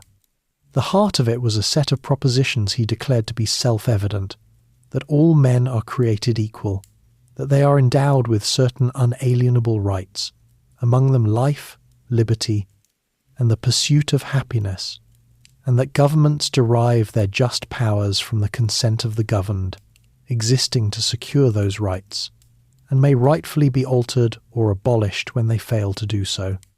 With those words, Jefferson lifted the colonial quarrel out of the realm of taxes and trade disputes, and grounded it in a universal claim about human rights and the proper basis of government. It was a justification not just for this rebellion, but, in principle, for the rights of people everywhere. When Jefferson submitted his draft, the Congress went over it line by line, and the experience nearly drove the sensitive young author to despair as the delegates cut and altered his careful prose, Franklin sitting beside him offering gentle consolation about the perils of submitting one's writing to the judgment of a committee. Most of the changes were small, but one was enormous. Jefferson had included a passage bitterly condemning the slave trade and blaming the king for it, and the Congress struck it out, partly to placate delegates from colonies that depended on slavery. So the document that proclaimed all men created equal was edited, at its birth, to protect the institution of slavery, the contradiction we noted at the beginning written directly into the founding moment. The men who signed that declaration knew they were committing what the Crown would regard as treason, an offence punishable by death, and they understood the risk perfectly well. To sign was to stake one's life, one's fortune, and one's honour on the success of the rebellion, for if it failed, the signers could expect the gallows. On the 4th of July, 1776, the Congress adopted the Declaration of Independence. It was read aloud in public, printed and distributed, carried to the army and read to the troops. The colonies were no longer rebellious provinces seeking redress. They were, by their own proclamation, free and independent states, a new nation declaring itself before the world. There could be no turning back now, no return to the comfortable old arrangement, no reconciliation. It was independence or ruin. And the British, who had been gathering an enormous force to crush the rebellion once and for all, were about to deliver a blow that would test whether the bold words of July could survive the brutal realities of the battlefield. Defeat in the shadow of New York. Even as the declaration was being read in the streets, the largest military force Britain had ever sent across the Atlantic was assembling in the waters off New York. The British had learned the lesson of Boston. They would not waste their strength besieging a hostile New England town again. Instead, they would strike at New York City, a port of central importance, a place with a large loyalist population, and a base from which they could control the Hudson River and potentially split the rebellious colonies in two, cutting New England off from the rest. The force they gathered for the task was overwhelming. Tens of thousands of disciplined regulars and hired German troops, supported by a vast fleet of warships, the whole commanded by General William Howe and his brother, the Admiral. It was a hammer assembled to smash the rebellion in a single campaign. Washington, anticipating the blow, had marched his army down from Boston to defend New York, but the task was nearly impossible from the start. New York sat on islands surrounded by water, and water was the element the British Navy ruled absolutely. Washington had no fleet to speak of, which meant the British could land their troops wherever they chose and could move them by water faster than Washington could march to meet them. To defend a city of islands against an enemy who commanded the sea, with an army smaller, less trained, and far less well equipped than the foe, was a soldier's nightmare. Washington tried anyway, partly because Congress and the public expected New York to be defended, and the attempt nearly destroyed his army and the cause along with it. The campaign that unfolded across the late summer and autumn of 1776 was a chronicle of defeat. The British landed in force and met Washington's army in battle on Long Island, where superior numbers and a clever flanking manoeuvre shattered the American position and drove the survivors back in disorder to the fortified lines around Brooklyn. There, with his back to the river and the victorious British in front of him, Washington faced the destruction of his entire force. Had Howe pressed the attack, the war might have ended then and there. But Howe, perhaps remembering the slaughter at Bunker Hill, chose to proceed cautiously and lay siege rather than storm the lines. That caution gave Washington his chance, and he seized it with one of the most skillful operations of his career, evacuating his entire army across the river by night, in small boats, under cover of darkness and a fortunate fog, slipping away before the British realized they were gone. He had saved the army, barely, but he had lost the battle, and the retreat had only begun. What followed was a long, grinding withdrawal, a season of nearly unbroken disaster. The British pressed their advantage, landing on Manhattan, forcing Washington out of the city, capturing thousands of his men, along with vast quantities of irreplaceable supplies when an important fort fell. Washington retreated north, then west across the Hudson, then south through New Jersey, the British army following close behind. His force dwindled with every mile. Men deserted, enlistments expired, and men went home. The sick and the discouraged fell away. The army that had numbered many thousands at the start of the campaign shrank to a few thousand cold, hungry, exhausted men, retreating across the bleak winter landscape of New Jersey, with the enemy at their heels and seemingly nothing ahead of them but final defeat. These were the darkest days of the war, the moment when the whole enterprise came closest to simply collapsing. The cause that had been proclaimed with such confidence in July seemed, by December, to be dying. The British appeared invincible. New Jersey, overrun, saw many of its inhabitants make their peace with the Crown, accepting British offers of pardon, abandoning a cause that looked lost. Thomas Paine, who was with the army during the retreat, captured the mood in a new pamphlet that began with the famous observation that these were the times that tried men's souls, that the summer soldier and the sunshine patriot would shrink from the service of their country in such a crisis, but that those who stood firm now deserved the love and thanks of all. He wrote it, it is said, on a drumhead by the light of a campfire during the retreat, which is the kind of detail that sounds invented but happens to be roughly true. For Washington, the situation was very nearly hopeless, and he knew it with a clarity that would have crushed a lesser man. His army was disintegrating before his eyes, and there was a deadline looming that made everything worse, for the enlistments of much of what remained of his force were due to expire with the end of the year, only weeks away. When that day came, most of his remaining soldiers would have the legal right to go home, and many of them surely would, leaving him with almost nothing. If the war was to be saved, Something had to happen before the year ran out. Some stroke that could reverse the tide of defeat, restore the army's shattered confidence, and give men a reason to stay and keep fighting. The odds against finding such a stroke were enormous. Washington had been beaten and beaten again across the whole long campaign. But in the desperate final days of 1776, with his cause apparently in its death throes, he conceived a plan as bold as it was risky, a gamble that would either revive the revolution or finish it. He fixed his eyes across the icy Delaware River, where the enemy lay encamped in winter quarters, careless and confident, certain that the rebel army was finished, a crossing in the ice. The plan Washington devised in those last desperate days of 1776 was audacious to the point of recklessness, which was exactly what the situation required. His army had retreated across the Delaware River into Pennsylvania, gathering up every boat for miles along the riverbank so the pursuing British could not follow.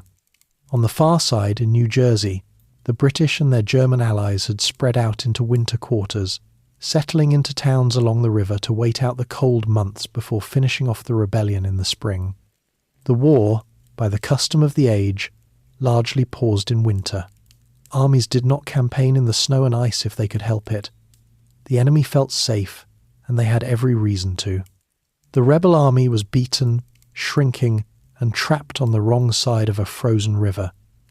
No sane commander would attack. That was precisely why Washington decided to do it. In the town of Trenton, just across the river, sat a garrison of German soldiers, professional troops hired by the British to fight the Americans. Washington reasoned that an attack on Trenton, struck suddenly, and from an unexpected direction in the dead of winter, might catch the garrison entirely off guard. If it succeeded, it would give his dying cause a victory. Any victory.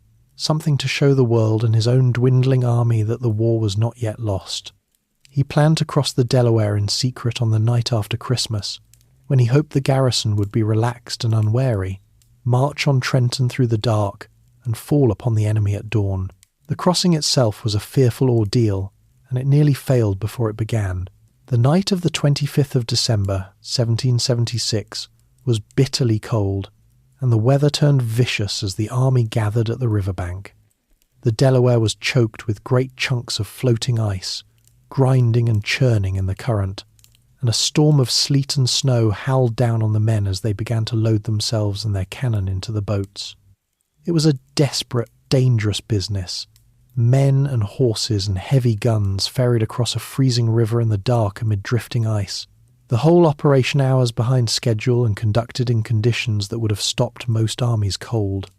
Other crossings that were meant to support the attack failed entirely, defeated by the ice and the weather, so that Washington's column would have to do the work alone. By the time the army was across and formed up on the New Jersey side, it was far later than planned, and there was no longer any hope of attacking before dawn. Washington pressed on anyway.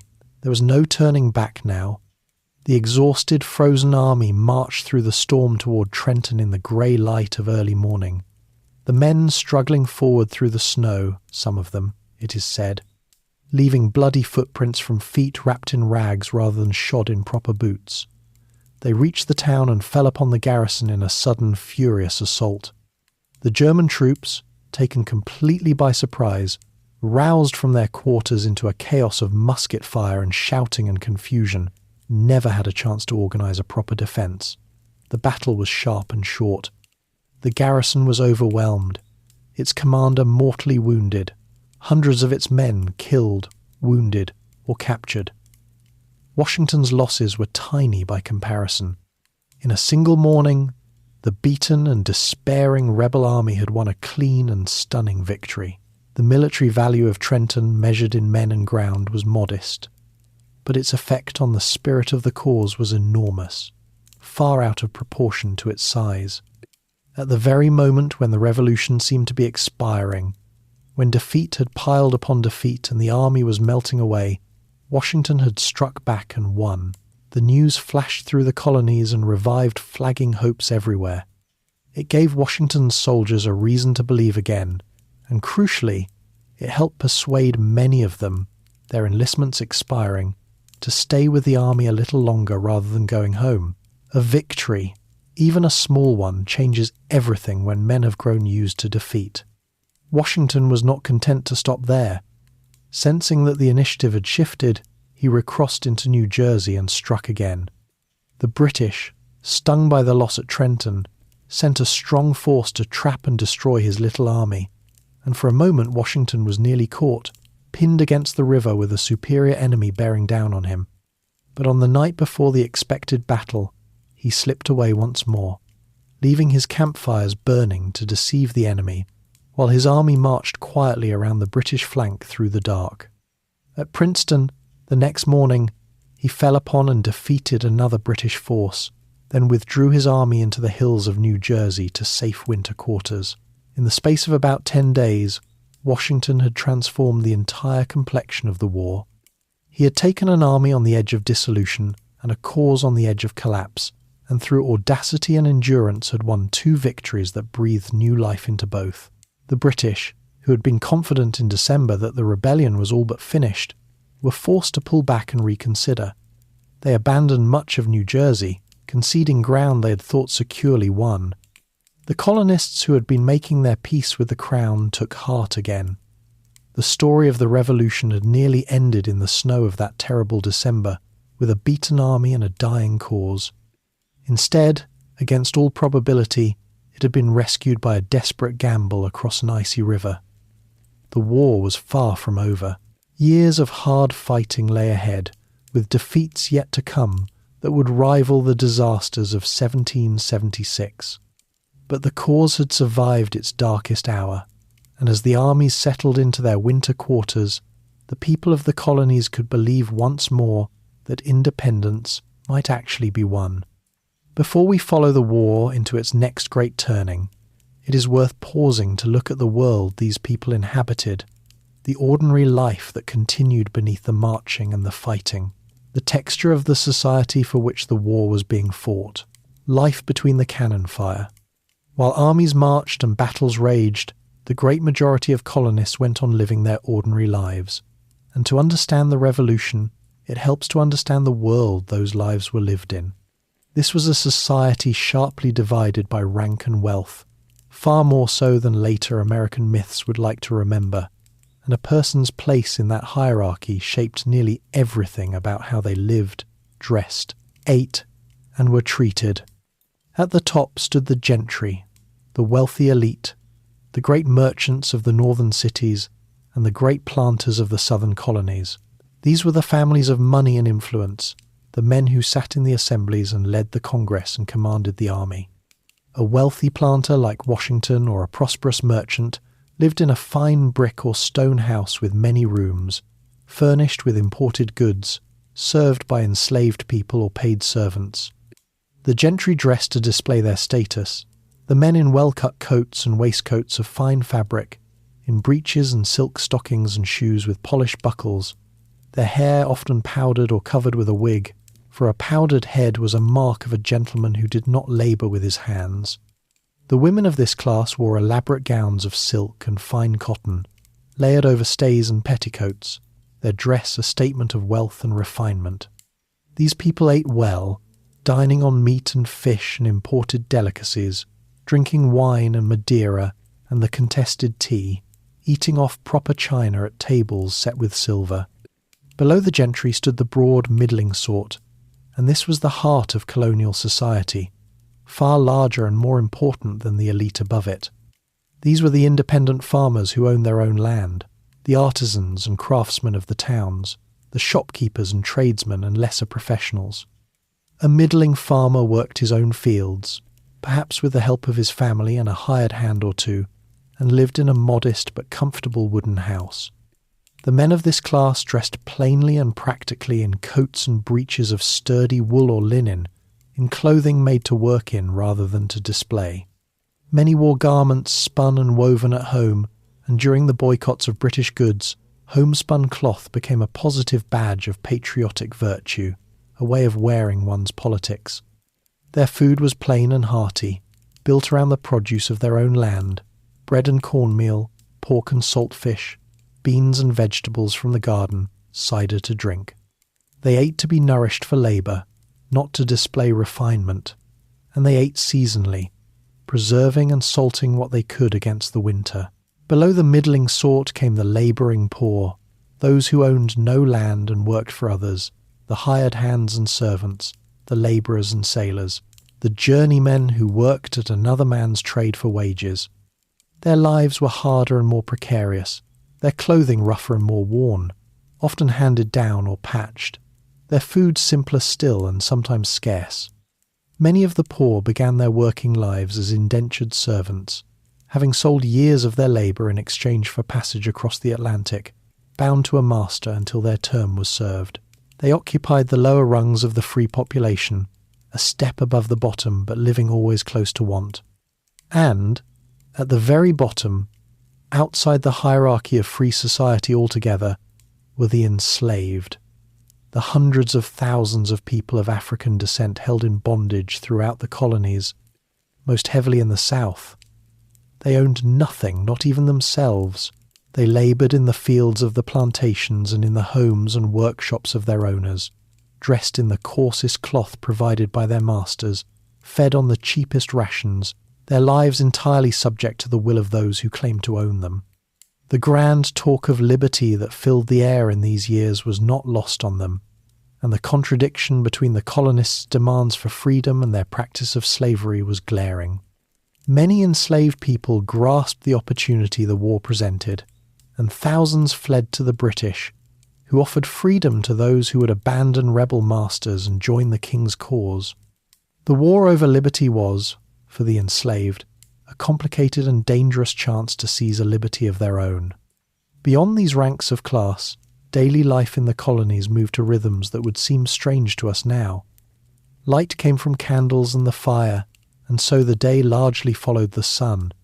Heat came from the hearth, around which the life of a household gathered, and where the cooking was done over open flame. Water was hauled by hand. Travel was slow, by horse or wagon over rough roads, or by boat along the rivers and coast. Disease was a constant and frightening companion, and medicine could do little against it, so that families expected to lose children and brace themselves against the regular visitations of sickness. Religion ran deep through this society, shaping its calendar, its morality, and its sense of meaning, though it varied enormously from the strict Protestant traditions of New England to the established Anglican Church of Virginia and the remarkable religious diversity of Pennsylvania. Women in this world, regardless of class, occupied a position of profound legal and social subordination, their lives largely defined by household and family, their property and legal identity absorbed into their husbands upon marriage. Yet within those constraints, women ran the complex economy of the household, managed farms and businesses when their men were away at war, and during the conflict took on the burden of keeping homes and farms and shops going while the men marched and fought. The boycotts depended heavily on women, who made the decisions about what the household would and would not buy, and who spun the homespun cloth that replaced British imports. The revolution reached into the kitchen and the spinning room as surely as it reached onto the battlefield. This was the society, layered and unequal, religious and laborious, that the revolution was being fought over and through. The grand words about equality and rights were spoken in a world that was anything but equal, by men who lived at the top of a steep hierarchy. The gap between the ideal and the reality was wide, and it would remain wide for generations. But the ideal, once proclaimed, had a life of its own, and it would press against the reality long after the war was over. For now, though, the war itself still hung in the balance, and far to the north, a British plan was unfolding that would bring the conflict to its first great turning point, the turning at Saratoga. In 1777, the British devised a grand strategy that they believed would end the rebellion by cutting it in half. The plan was built around the geography of the northern colonies, and on paper it had a certain logic. New England was the heart of the rebellion, the most defiant and committed of the regions. If New England could be severed from the rest of the colonies, the British reasoned, the revolution might be strangled. The way to do it ran along the line of lakes and rivers that stretched from Canada south to New York City, the natural corridor of the Hudson and the waters above it. If British armies could gain control of that whole corridor, they would split the colonies in two, isolating New England and crushing the rebellion piece by piece. The plan called for a British army to march south from Canada, down through the Lake Country, aiming to link up eventually with forces moving north from New York City, sealing the corridor between them. The army from Canada was led by General John Burgoyne, a confident and somewhat theatrical officer, fond of fine living and grand gestures, who set off southward in the summer of 1777, at the head of a substantial force of British regulars, German troops, Canadians, and native allies, with a long train of artillery and a baggage train that reportedly included a generous supply of the general's personal comforts. He began well. He recaptured Fort Ticonderoga, which fell with surprising ease, and the news of its loss dismayed the Americans and delighted London. Burgoyne pressed confidently southward, certain of success. But the confident plan began to unravel as it met the realities of the American wilderness and the resistance of the people. The country between Canada and the Hudson was rough, heavily forested, laced with rivers and swamps, and the Americans did everything they could to make Burgoyne's progress a misery. They felled trees across the trails, destroyed bridges, and obstructed the rivers, so that Burgoyne's army, burdened with its heavy guns and baggage, was forced to hack its way forward at a crawl, building roads and bridges as it went, its advance slowing to a few painful miles a day.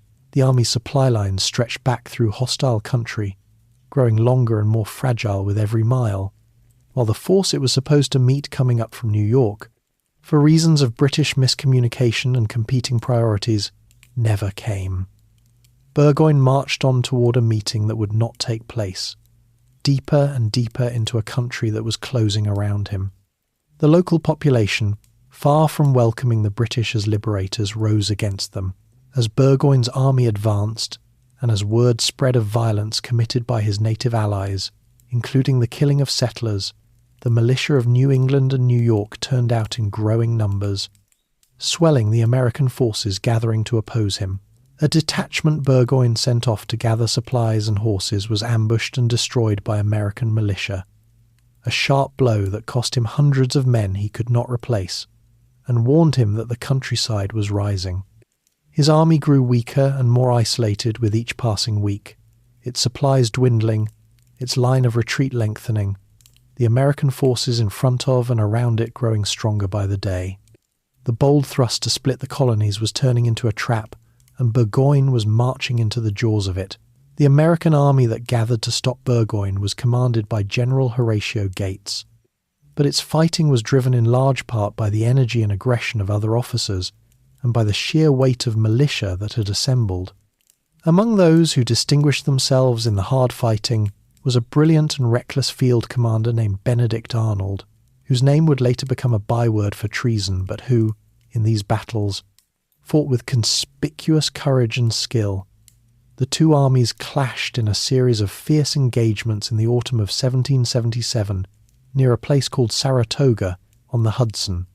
The fighting was bloody and hard, and though the British gave a good account of themselves, they could not break the American position, and each battle left Burgoyne weaker while the Americans, constantly reinforced, grew stronger. After the second great battle, Burgoyne found himself in an impossible position. His army was battered, outnumbered, low on supplies, surrounded by a growing American host, and cut off from any hope of relief or retreat. There was nothing left to do but surrender. In October of 1777, Burgoyne gave up his entire army, thousands of British and German soldiers laying down their arms before the Americans.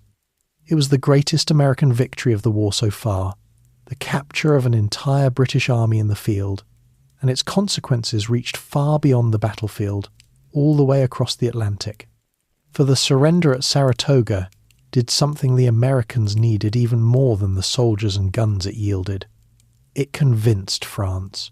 France, Britain's great rival, had been watching the American war with keen interest, quietly sending some aid to the rebels in hopes of weakening her old enemy, but holding back from open commitment unwilling to risk a war with Britain on behalf of a cause that might collapse. Benjamin Franklin had been in Paris for many months, working with all his considerable charm and cunning to draw the French into an open alliance, and the French had hesitated, waiting to see whether the Americans could actually win. Saratoga was the proof they had been waiting for. Here was an American army that had captured an entire British army in the field. The rebellion was real, the Americans could fight and win, and the moment had come to strike at Britain. In the wake of Saratoga, France agreed to a formal alliance with the United States, recognizing American independence and committing to the war. With that, the whole character of the conflict changed. What had been a colonial rebellion became a world war, with the might of France, her army, and above all her great navy, thrown into the balance against Britain. The Americans were no longer alone, a winter that forged an army. The same winter that followed the triumph at Saratoga brought one of the hardest trials of the entire war, and it came not on a battlefield but in a cold encampment in the Pennsylvania countryside. After failing to prevent the British from capturing Philadelphia, the American capital, in the campaigning of 1777, Washington led his weary army into winter quarters at a place called Valley Forge, some miles outside the occupied city. There the army would wait out the cold months, and there it would suffer terribly, not from enemy attack but from cold, hunger, disease, and the chronic failures of supply that had plagued the cause from the beginning. The army that settled into Valley Forge in December of 1777 was in a wretched state. The men built rough log huts to shelter themselves against the winter, but shelter was the least of their wants. They lacked food, often going days with little or nothing to eat as the supply system broke down. They lacked clothing, many of them in rags, and they lacked shoes, so that the sight of soldiers leaving bloody footprints in the snow, which had marked the march to Trenton the year before, became a common one through that long winter. They lacked blankets to keep warm and medicine to treat the sick. Disease swept through the crowded, undernourished, ill-clothed camp, and men died by the thousands over the course of the winter, not in battle but of sickness, exposure, and want. It was a slow agony, and it tested the endurance of the army and its commander as severely as any battle. The suffering at Valley Forge was, in large part, a failure of organisation and supply rather than a lack of resources in the country at large. There was food and clothing to be had in America. The problem was getting it to the army, a problem of money, of administration, of a Congress without the power to tax, and a supply system riddled with inefficiency and sometimes corruption. Washington bombarded Congress with desperate appeals through that winter, describing the sufferings of his men and warning that the army might simply dissolve if it was not fed and clothed. That it held together at all, through cold and hunger and death, was a testament to the endurance of the soldiers who stayed, and to the steadiness of the commander who shared their hardship and refused to abandon them. Washington's greatest achievement that winter was simply that there was still an army when spring came. But Valley Forge was not only a story of suffering, it was also, remarkably, the place where the Continental Army was transformed into a far more capable fighting force than it had ever been. The agent of that transformation was a foreign volunteer, a Prussian officer named Friedrich von Steuben, who arrived at the camp during that hard winter offering his services to the American cause. Von Steuben had served in the army of Frederick the Great, the finest military machine in Europe, and he brought with him a deep knowledge of the drill, discipline, and organisation that made European armies so formidable. He found an American army full of brave men who had never been properly trained, who did not know how to manoeuvre in formation, how to handle their weapons with uniform efficiency, how to move and fight as disciplined units rather than as a collection of individuals. Von Steuben set about teaching them, and he did it with energy, skill, and a certain colourful temper that became legendary in the camp. He spoke little English at first, and would bellow his commands in a mixture of German and French, cursing magnificently in several languages when the men got it wrong. His oaths interpreted for the troops by aides who struggled to keep up. He drilled the soldiers relentlessly through the winter, starting with a model company that he trained himself, and then using them to spread the new methods through the whole army. He taught them how to march and maneuver, how to load and fire with uniform precision, how to use the bayonet, how to move from column into line and back again under fire. He wrote a manual of drill and regulations that would standardize the training of the army. And slowly, over that long winter, the ragged soldiers of Valley Forge became something they had never quite been before. A trained and disciplined army capable of standing and manoeuvring against British regulars on equal terms.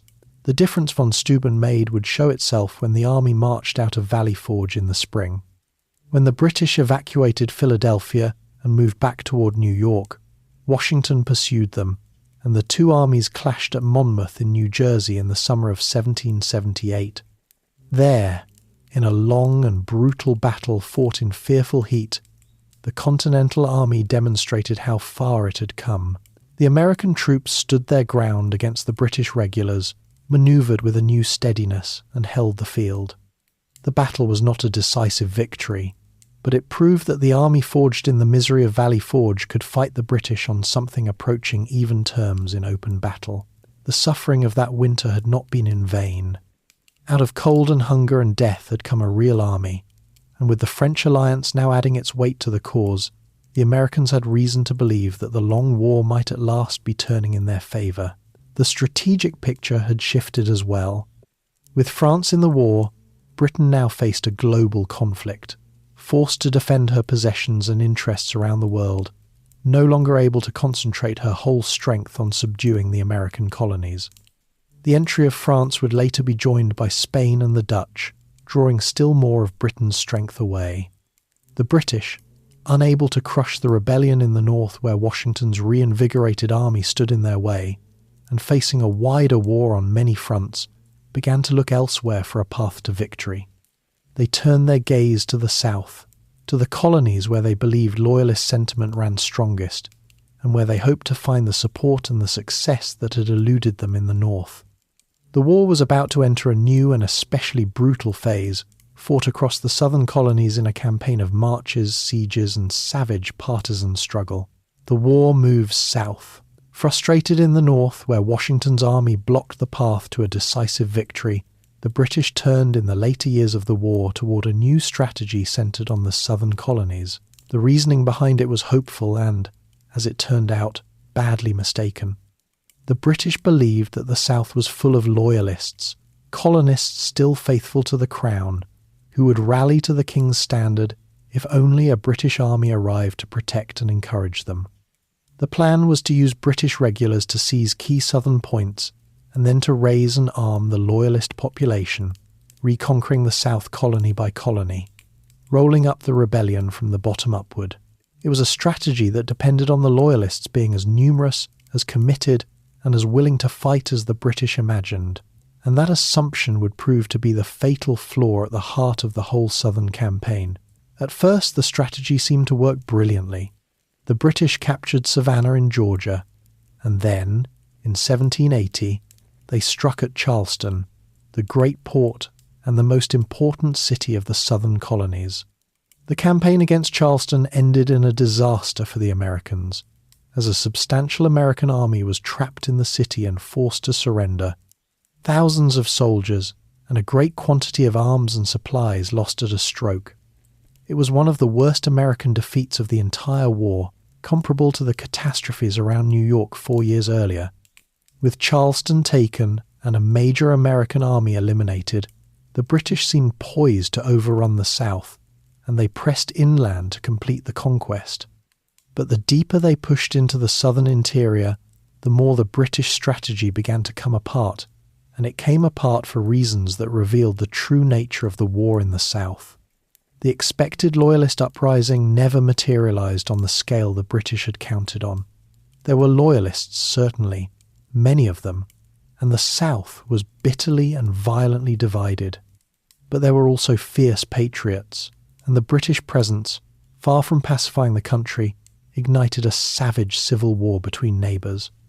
The southern backcountry dissolved into a vicious internal conflict, a war of ambush and reprisal, of raids and burnings and killings, neighbour against neighbour, in which the formal armies were almost secondary to the brutal local struggle. The British and their loyalist allies committed harsh acts that drove many waverers into the Patriot camp, for nothing makes a rebel faster than seeing one's home burned and one's kin killed. Into this chaos came the partisan leaders, irregular commanders who waged a guerrilla war against the British and their loyalist supporters with great effect.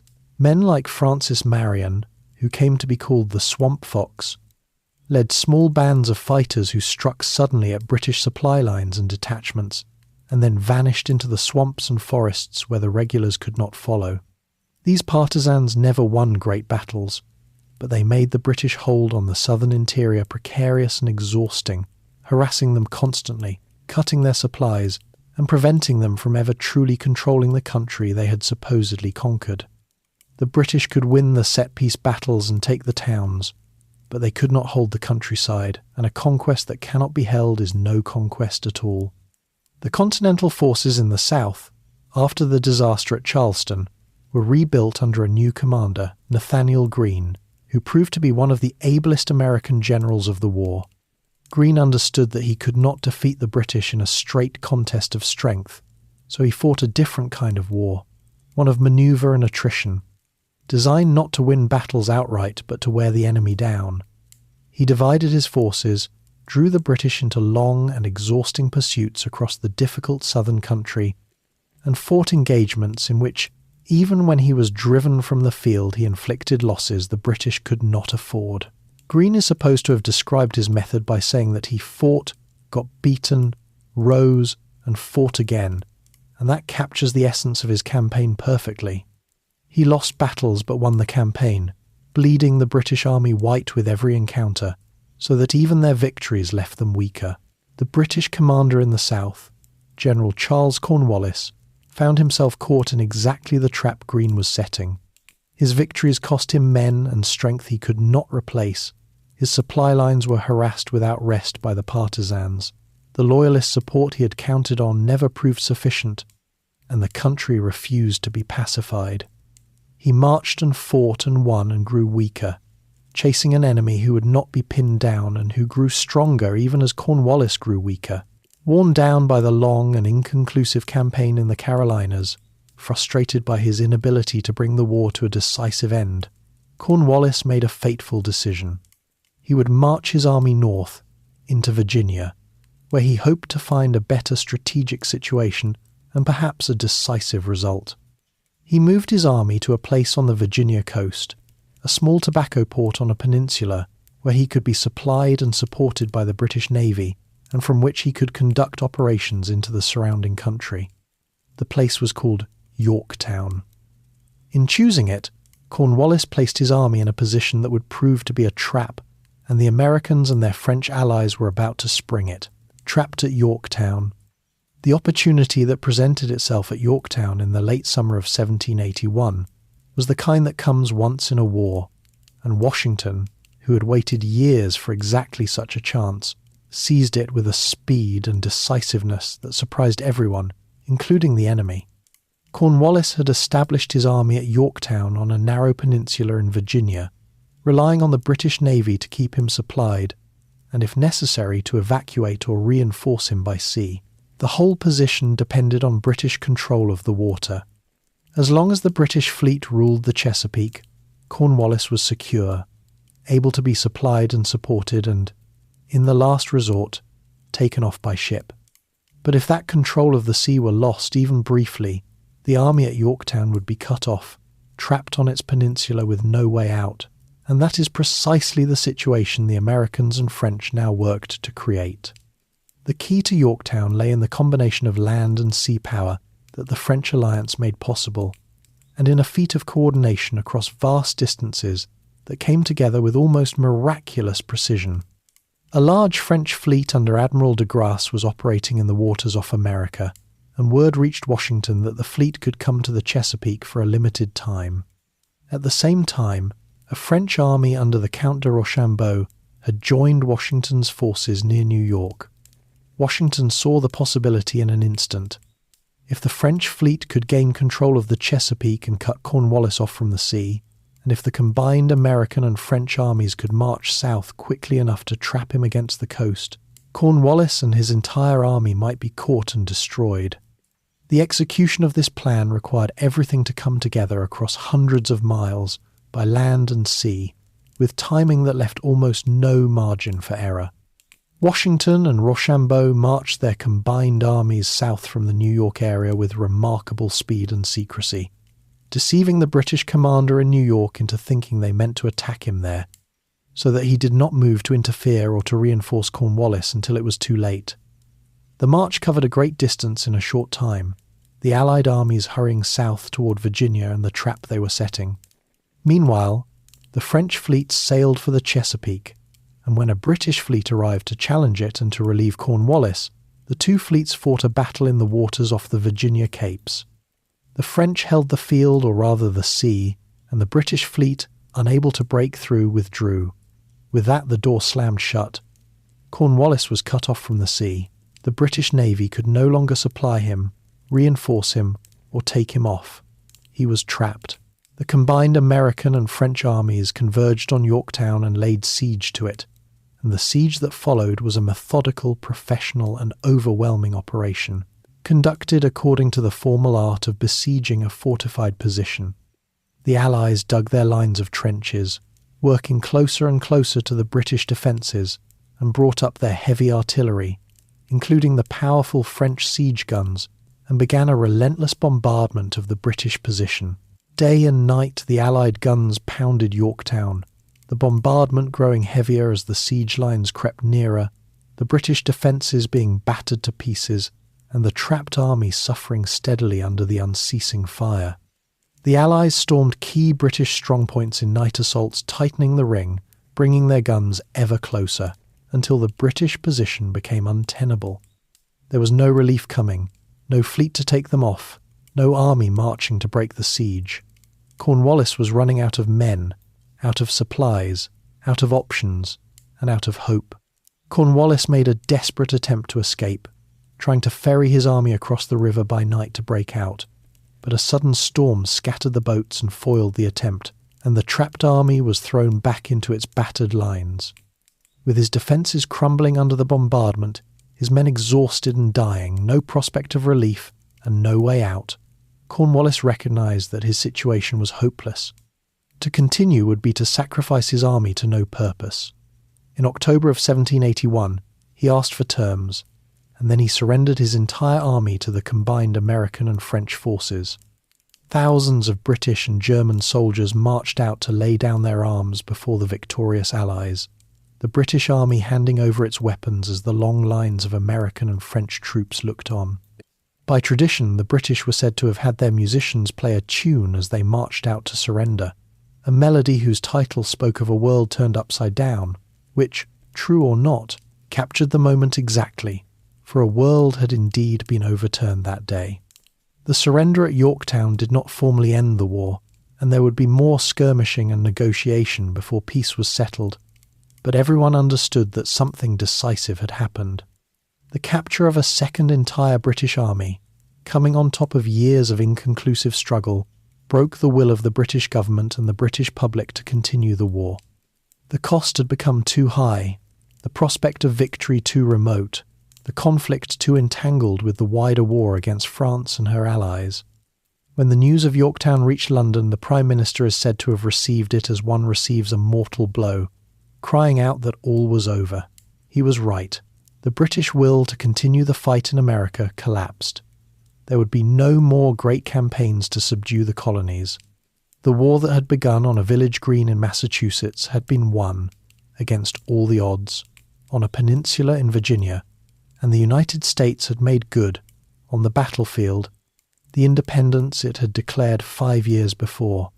What remained was to secure that independence in the chambers of diplomacy, to turn the victory of arms into a recognized peace, a peace signed in Paris. The fighting at Yorktown effectively decided the war, but turning a battlefield victory into a lasting peace required a long and delicate process of negotiation, and it fell to a remarkable team of American diplomats to secure the best possible terms from a tangled international situation. The war had become a global conflict, with Britain fighting not only the Americans but also France, Spain and the Dutch, each with its own interests and ambitions, and the peace that ended it would have to satisfy, or at least balance, the competing demands of all these powers. The Americans, the newest and weakest of the parties, had to navigate this complicated diplomacy with skill if they were to emerge with their independence secured and their interests protected, rather than being sacrificed to the bargaining of the great powers.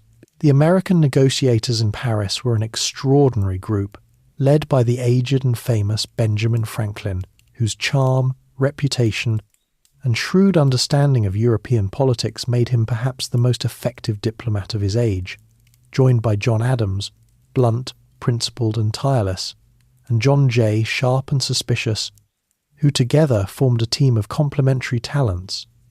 They faced a difficult task. They were formally allied with France, and they were supposed to coordinate their negotiations with their French ally.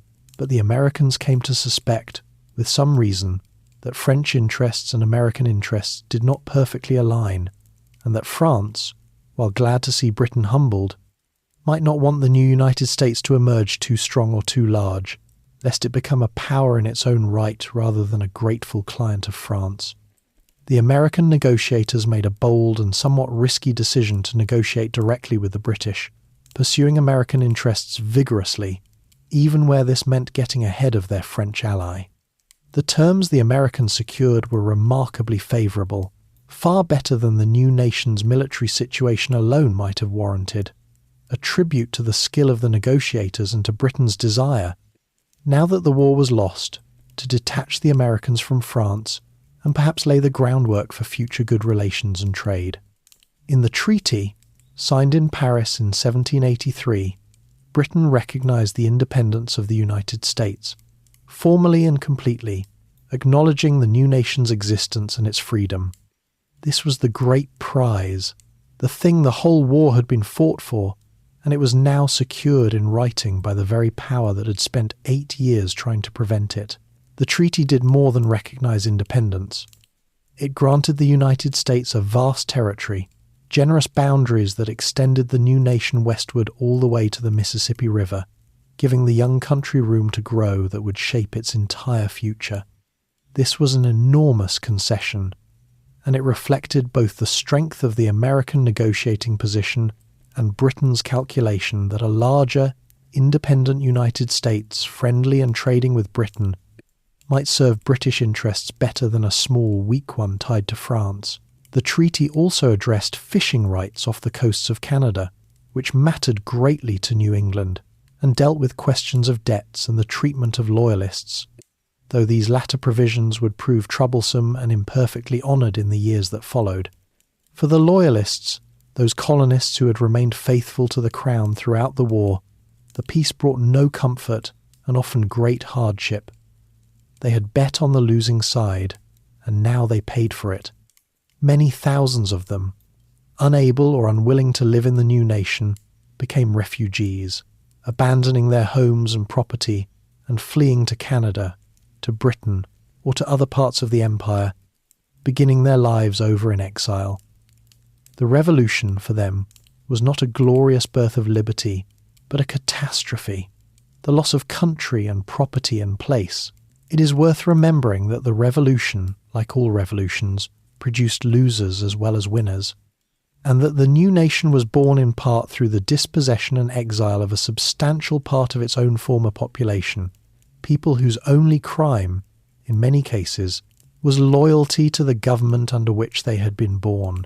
With the Treaty of Paris, the United States took its place, at least formally, among the independent nations of the world. The transformation was extraordinary to contemplate. A collection of 13 quarrelsome colonies, scattered along the edge of a continent, accustomed to thinking of themselves as British subjects, had risen against the greatest empire of the age, fought it for 8 long years, and won not only their independence but recognition and a vast territory in which to build a future. The achievement astonished the world, and it astonished many of the Americans themselves. They had done something that had seemed impossible when it began, something that defied the ordinary odds of history, in which great empires do not usually lose to rebellious provinces. The improbability of it would shape the new nation's sense of itself for generations. The conviction that it was a special and providential undertaking, born against the odds for some great purpose.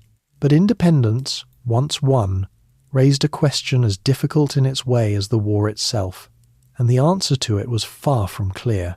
The 13 states had united to fight a common enemy, but they remained in many ways 13 separate and jealous sovereignties, bound together loosely and uneasily, suspicious of central authority after a long struggle against exactly that. Having thrown off the rule of a distant king, they were deeply reluctant to submit to any strong government of their own. The arrangement that bound the states together during the war was weak by design, and with the common enemy gone, the weaknesses began to show. The Americans had won their independence.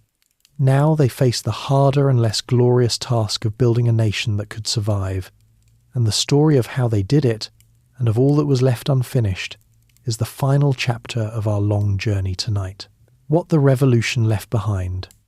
When the war ended and the soldiers went home, the United States faced a challenge that was, in its way, as daunting as the war itself, though far less dramatic.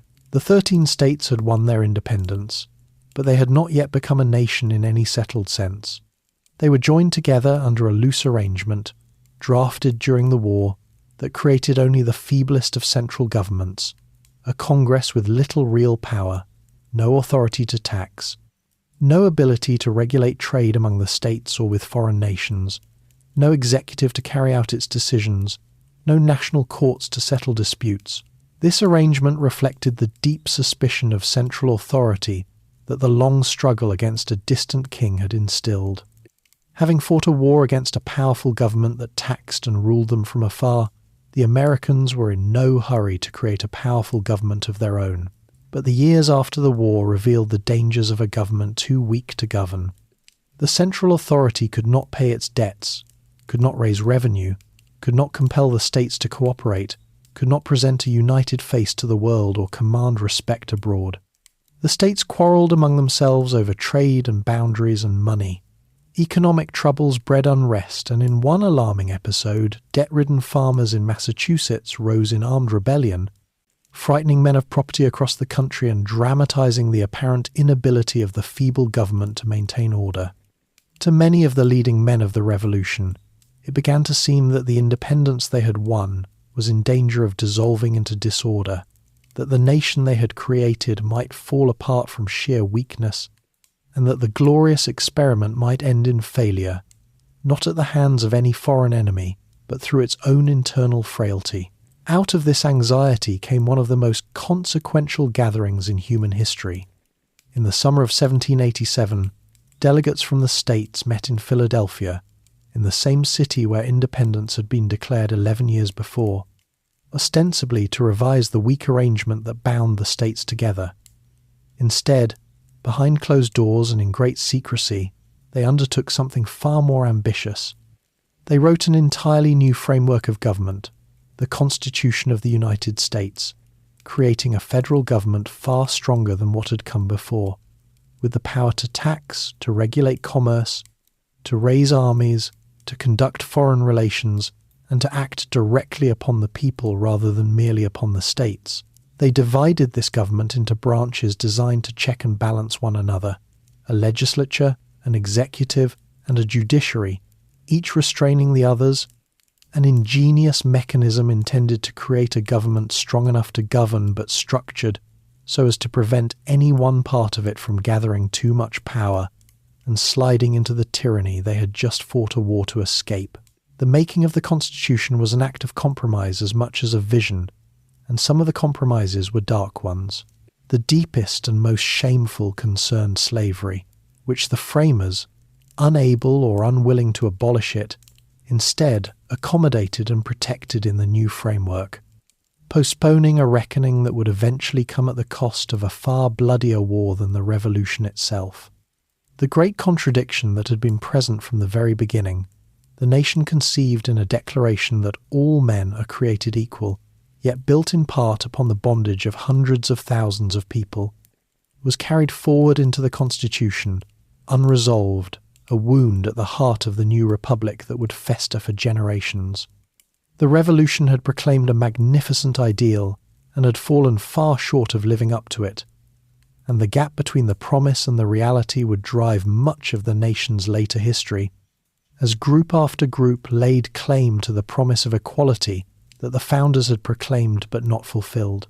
For the ideal, once set loose in the world, could not be confined to the narrow meaning its authors may have intended.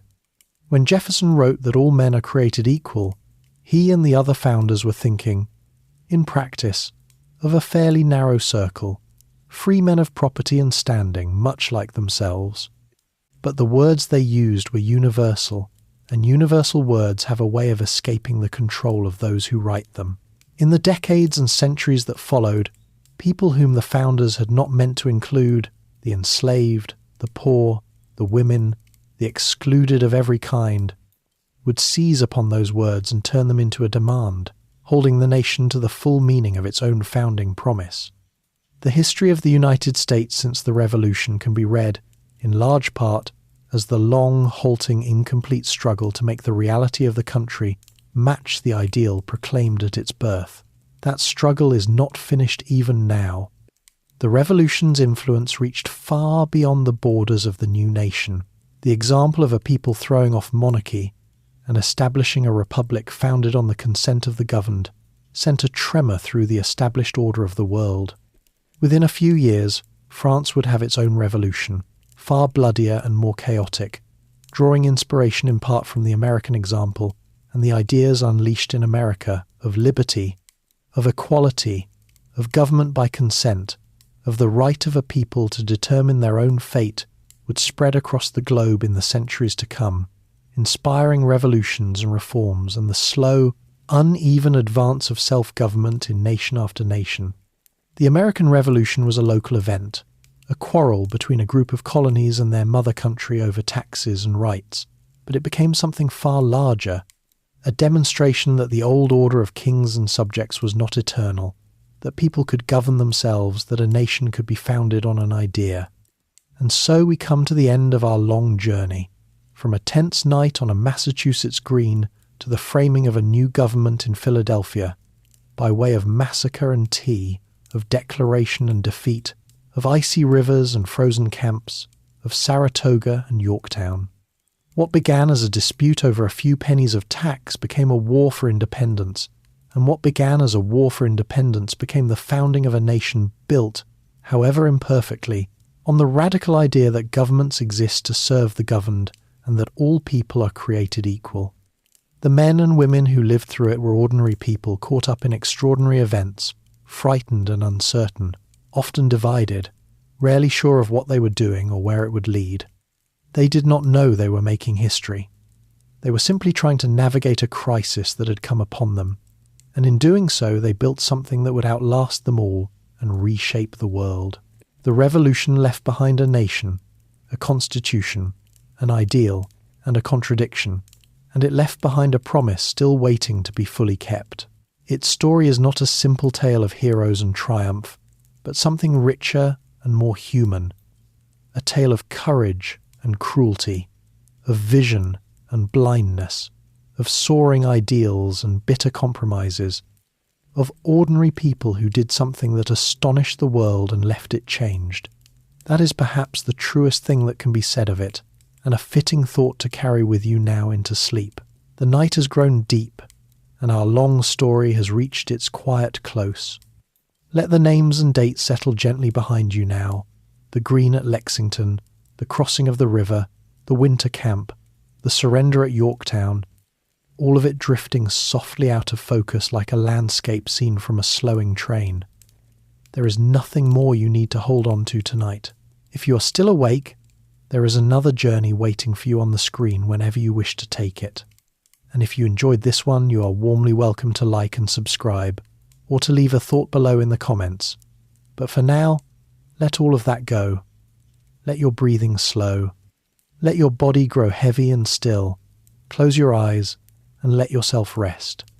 Good night and sweet dreams.